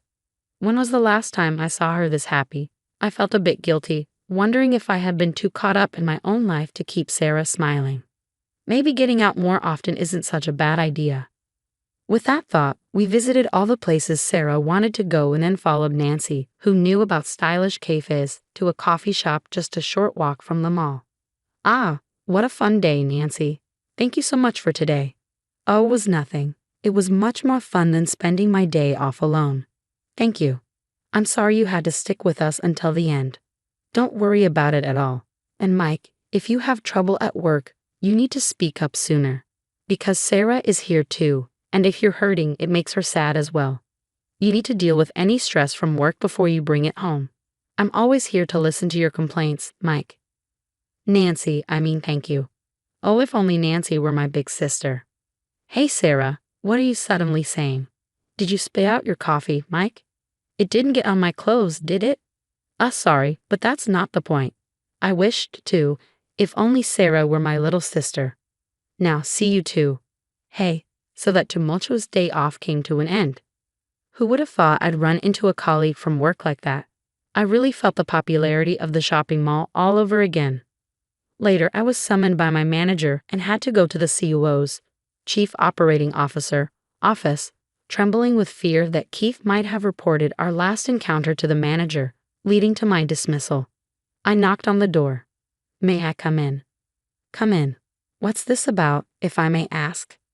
Your hard work has been recognized by the CEO. We're here to discuss your promotion. What, me? I've heard a lot about you from Nancy and the manager. You've been recommended for your meticulous work and especially your analytical skills, which our company needs. Really? Thank you. I'd be happy to accept. Good for you, Mike. Thank you, and thank you for your support, manager. But I assumed you thought highly of Keith. Keith has been trying, but well, it's complicated. Keep up the good work. The manager's words were suggestive, but I was thrilled with the unexpected promotion. When was the last time I felt like this? Subsequently, the marketing department at the company was significantly bolstered, and I began to thrive in my area of expertise. Keith couldn't accept my promotion and demeaned me. You must have used connections or something. That's dirty, using such underhanded methods. Really? Who's he to talk? That's my line. I bit back the words that were about to slip out and continued to ignore him, focusing on my work. Later, Keith was also called into the president's office. May I come in? Keith, come here. Yes, what is this about? Well, I know Mike got promoted, so I guess it's something similar for me, haha. As soon as he said that, the CEO's expression darkened, and he fixed Keith with a sharp gaze. You went to the shopping mall the other day, didn't you? Yes. Do you remember what you did there? What do you mean? Just did some shopping and then ran into Nancy and others. I see. Well, it seems that an incident at the shopping mall has been posted on social media. Are you familiar with these insults captured in this video? The CEO played a video containing derogatory remarks directed at Sarah, me, and my parents, which have become a hot topic on social media. It seems your identity was quickly identified through these remarks. And since your social media account also contained information about our company, it's affecting the company's credibility. That's absurd. Individuals with your mindset unfortunately can't be retained in the company. What? Even if you have an outstanding track record, individuals who disrupt harmony and belittle others can't perform well. This is in line with the company's founding motto passed down through generations. So I'm fired. Well, yes, it's regrettable. This is ridiculous. The video quickly went viral and Keith's personal account was identified. Furthermore, several complaints were made to the company and clients even called to protests, citing the information found on his social media. However, Nancy cleverly used this situation in reverse. She uploaded a post on social media showing me fiercely defending Sarah, portraying me as a caring employee and thus improving the company's reputation. Thanks to Nancy's wit, we managed to avoid any contract cancellations and settled the complaints, minimizing the damage to the company. However, the CEO couldn't overlook this troublesome employee and decided, after hearing Nancy's and the manager's opinions, to take action regarding this personnel issue. After learning he was getting fired, Keith returned to the HR department pale-faced, packed his belongings without saying a word, and left. As he was leaving, he shot me a sharp glare, but I met his gaze head-on. Neither Sarah nor I did anything wrong. He'd brought this upon himself. From now on, I'll fight relentlessly against anyone who dares to make Sarah sad. This incident has strengthened my resolve even more. But if I had lashed out at that moment, perhaps Keith wouldn't have been the only one facing consequences. I'm really glad Sarah stopped me. It was a learning experience that reminded me to stay calm. Afterward, I started getting along better with my colleagues at work and began spending more time with them during lunch breaks and outings. Of course, Nancy was the most caring and often came over to our house because she wanted to see Sarah. The way people looked at me when I was talking to Nancy hasn't changed, but I've become more confident and don't feel as mismatched as before. After all, Nancy is just a normal girl. Seeing her at home talking to Sarah, I realized there was nothing special about her. She hates beans and loves dad jokes, which showed a childish side different from my initial impression. Hey, Mike, invite Nancy over again. Nancy's busy.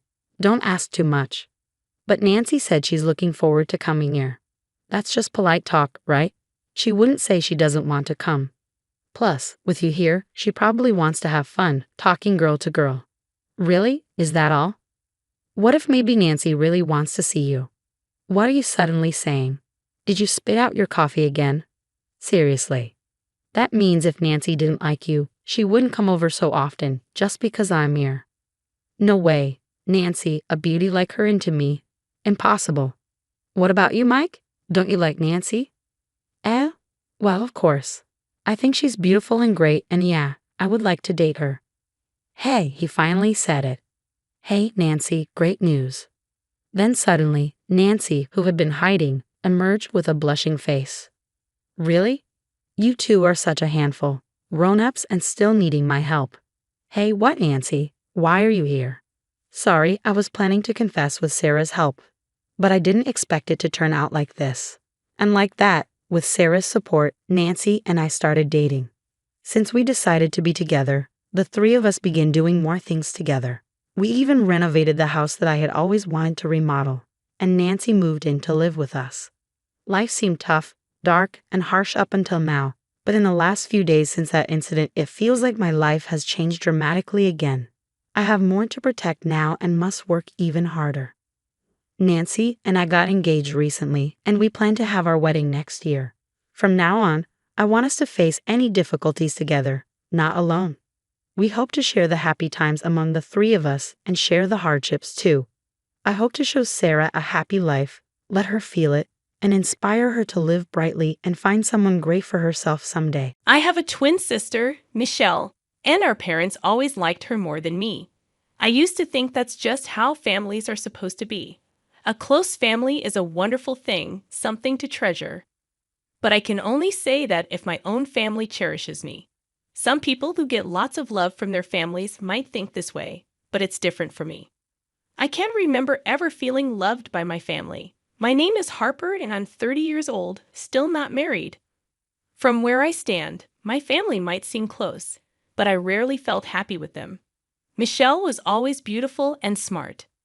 Our parents showered her with love, but I was plain and ordinary, so they mostly ignored me or treated me like a bother. When Michelle wanted to learn ballet, our parents spared no expense, praising her and dressing her up for performances. But when I wanted to learn swimming or art, they said no, calling it a waste on someone like me. I remember feeling so sad and empty watching my family celebrate Michelle's ballet victories without me.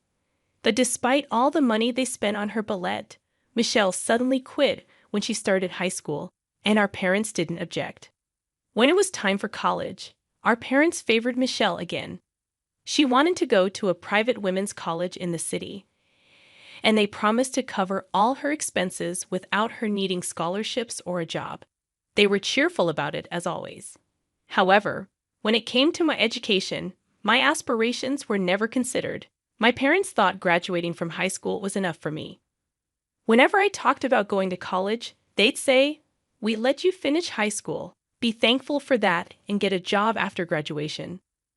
But I kept pushing them, offering to pay my own way through college and help at home. Finally, they agreed to let me attend a local public university, but I had to manage my studies alongside part-time work and house chores. Because I had student loans to cover personal expenses, I couldn't afford to miss classes or work. If I neglected housework, they'd threaten to make me quit college. My life was a non-stop juggling act. Meanwhile, my sister would occasionally come home looking fashionable and enjoying her college life. She'd make fun of my appearance, saying things like, "You always look so plain.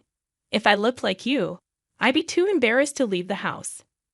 She'd also question the value of my education, implying it was a waste of time. She'd say, "Going to a place like that, does it even make sense?"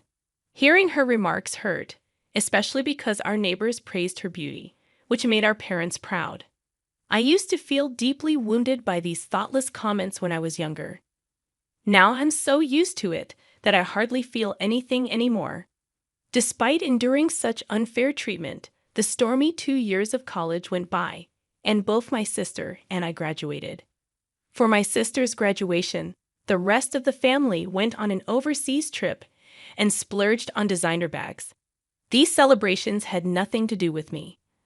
I wanted to live and work on my own, but my parents insisted I stay home, do housework, and give them my salary.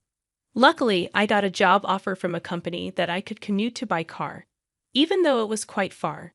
Meanwhile, my sister started working for a famous company in New York and loved bragging about her office in Manhattan. I didn't care much about her boasting. A few years later, she got married to a colleague and quit her job. She had a wedding ceremony, but of course, I wasn't invited. At the wedding, Tom, her colleague, made rude comments about me, saying I looked plain compared to my sister. My sister just laughed and didn't stop him. Later, when my sister had children, everyone was relieved that they all looked like her, with cute faces. I was ignored and felt out of place. A few years after that, my mother suddenly passed away. She was reclusive and relied on me for everything at home, so her sedentary lifestyle might have contributed to her death. While my father and sister grieved deeply, I found myself strangely emotionless. They criticized me for not crying and even threw things at me, which finally made me cry. After my mother's death, my father's health declined, and I had to take care of him while managing work and chores. My sister would occasionally visit, but I felt disconnected from my family. My sister would mostly just ask our father for money for her kids and then leave without helping at all. From my father's perspective, he rarely thanked me and always found fault in what I did, complaining about the bath water being too hot or the seasoning being too light when I cooked. Eventually, he blamed me for my mother's death and threw things at me. Despite my father's age and weakened legs, he would use the money I earned to go out drinking with friends. When he ran out of money, he'd demand more from me, claiming his legs hurt and avoiding any tasks at home. But he'd suddenly become energetic when going out for drinks. Looking back, I realize I should have left such a selfish family home long ago.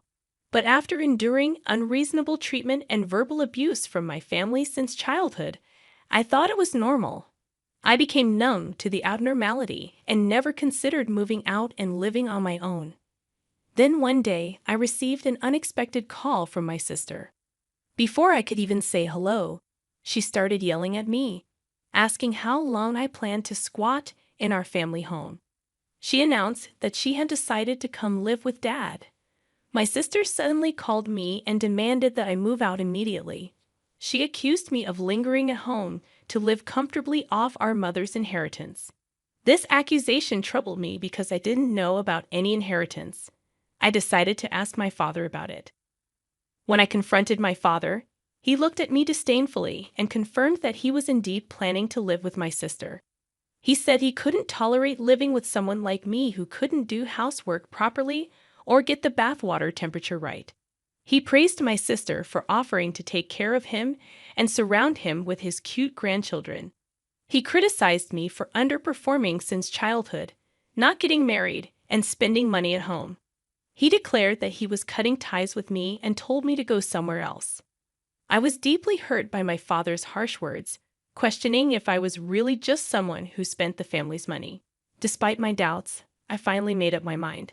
Since both my father and sister wanted me to leave and sever our family ties, I decided there was no point in hesitating anymore. I resolved to move out and take a new step forward. I contacted my sister and informed her that I was moving out because Dad also wanted to live with her and was cutting ties with me. I apologized for everything and asked if I could take my belongings with me. My sister responded callously, implying that my belongings were cheap and would be in the way. She warned me not to touch anything else in the house or the money, threatening to call the police if I did. After our conversation, I focused on packing my things for the move. A few days later, buried in a pile of cardboard boxes in my new place, my phone rang loudly. It was my sister yelling at me, asking angrily what was going on. Confused and taken aback, I held the phone away from my ear to protect myself from her piercing voice. I could still hear my sister loud and clear despite holding the phone away from my ear. She demanded to know where I had taken all the furniture and appliances from the house. I calmly explained that I had taken everything that belonged to me, items I had bought with my own money from my job. But my sister refused to believe me. She accused me of using our mother's inheritance to buy expensive items after her death. I sighed, realizing she had misunderstood everything. I patiently explained that our mother didn't have any inheritance to leave behind.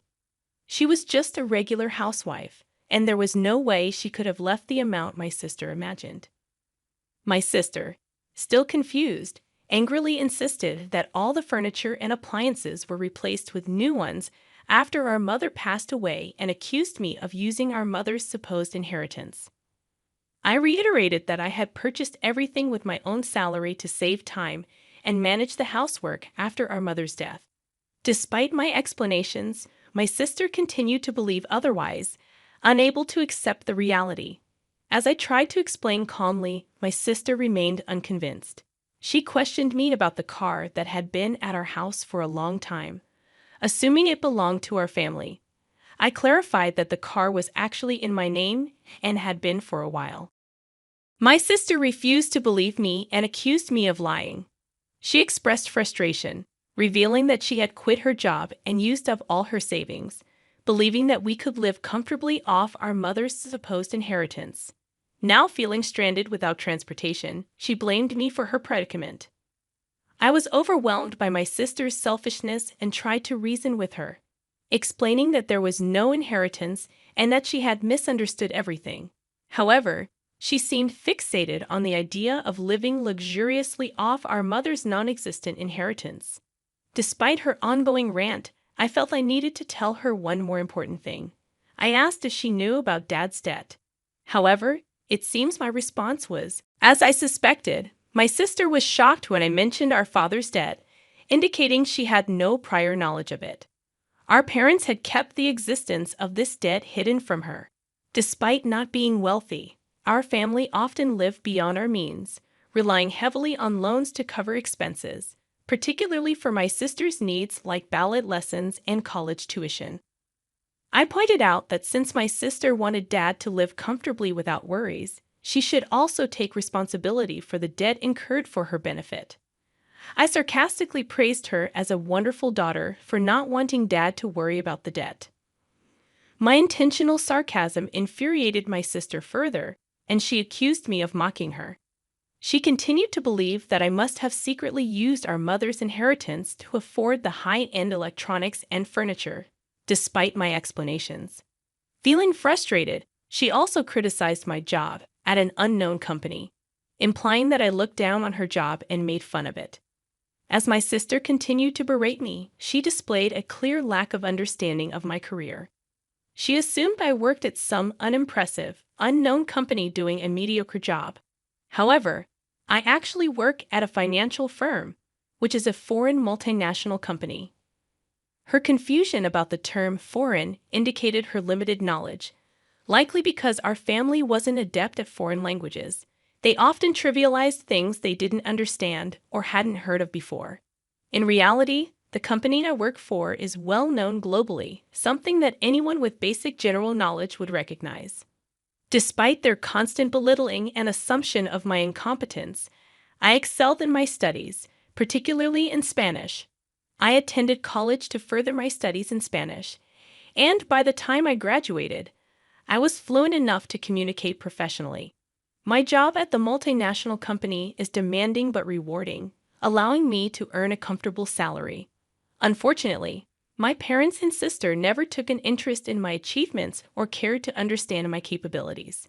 They had always dismissed me since childhood, assuming I wasn't good at anything without bothering to look closer or be concerned about my grades. While my sister kept yelling and demanding apologies, I saw no reason to apologize or seek forgiveness. There had always been many things about my sister that I never quite understood, dating back to our childhood. After calmly ending the call with my sister and severing ties, I felt a sense of clarity and peace. I no longer wanted to try to understand or seek forgiveness from them. I had been disowned, but I also no longer had any ties to them. I asked my sister not to call me again and then hung up. In the following months, I heard from a local friend that my sister and her husband had returned home, hoping to rely on what they believed was our mother's inheritance. However, things did not go as planned for them. They struggled to find jobs without a car, which was essential for work in our area. As a result, they were unable to repay our father's debt, and life became very challenging. Eventually, they had to sell our family home. My sister, her husband, their children, and my father were forced to move into a nearby apartment complex, facing the consequences of their decisions. Despite the difficulties they faced, I felt a sense of clarity and peace in my own life, free from the toxicity and burdens of my family's expectations and misunderstandings. I focused on my career and personal growth, embracing the sense of freedom that came with cutting ties with those who have disowned me. The sale of our family home didn't fully cover my father's debt, so they are still struggling to repay it.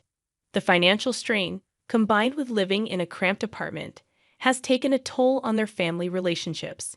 My sister's husband, Tom, blames and resents her for squandering their savings and forcing him to quit his job. Their marriage is now at risk of falling apart. The only positive aspect is that the children have made friends and are enjoying their time in the apartment complex. Meanwhile, I moved closer to my office and have been thoroughly enjoying my days. I've started spending the money I've earned on myself, something I never prioritized before. It's a new sense of comfort and happiness to focus solely on my job and my own needs. Sitting on my new sofa, admiring my decorated nails, I realize how liberating it is to live a carefree single life without worrying about others. After enduring hardships in a restrictive environment for so long, I am determined to embrace this newfound freedom and enjoy life for myself. I plan to relish this carefree single life and focus on my own happiness for a while.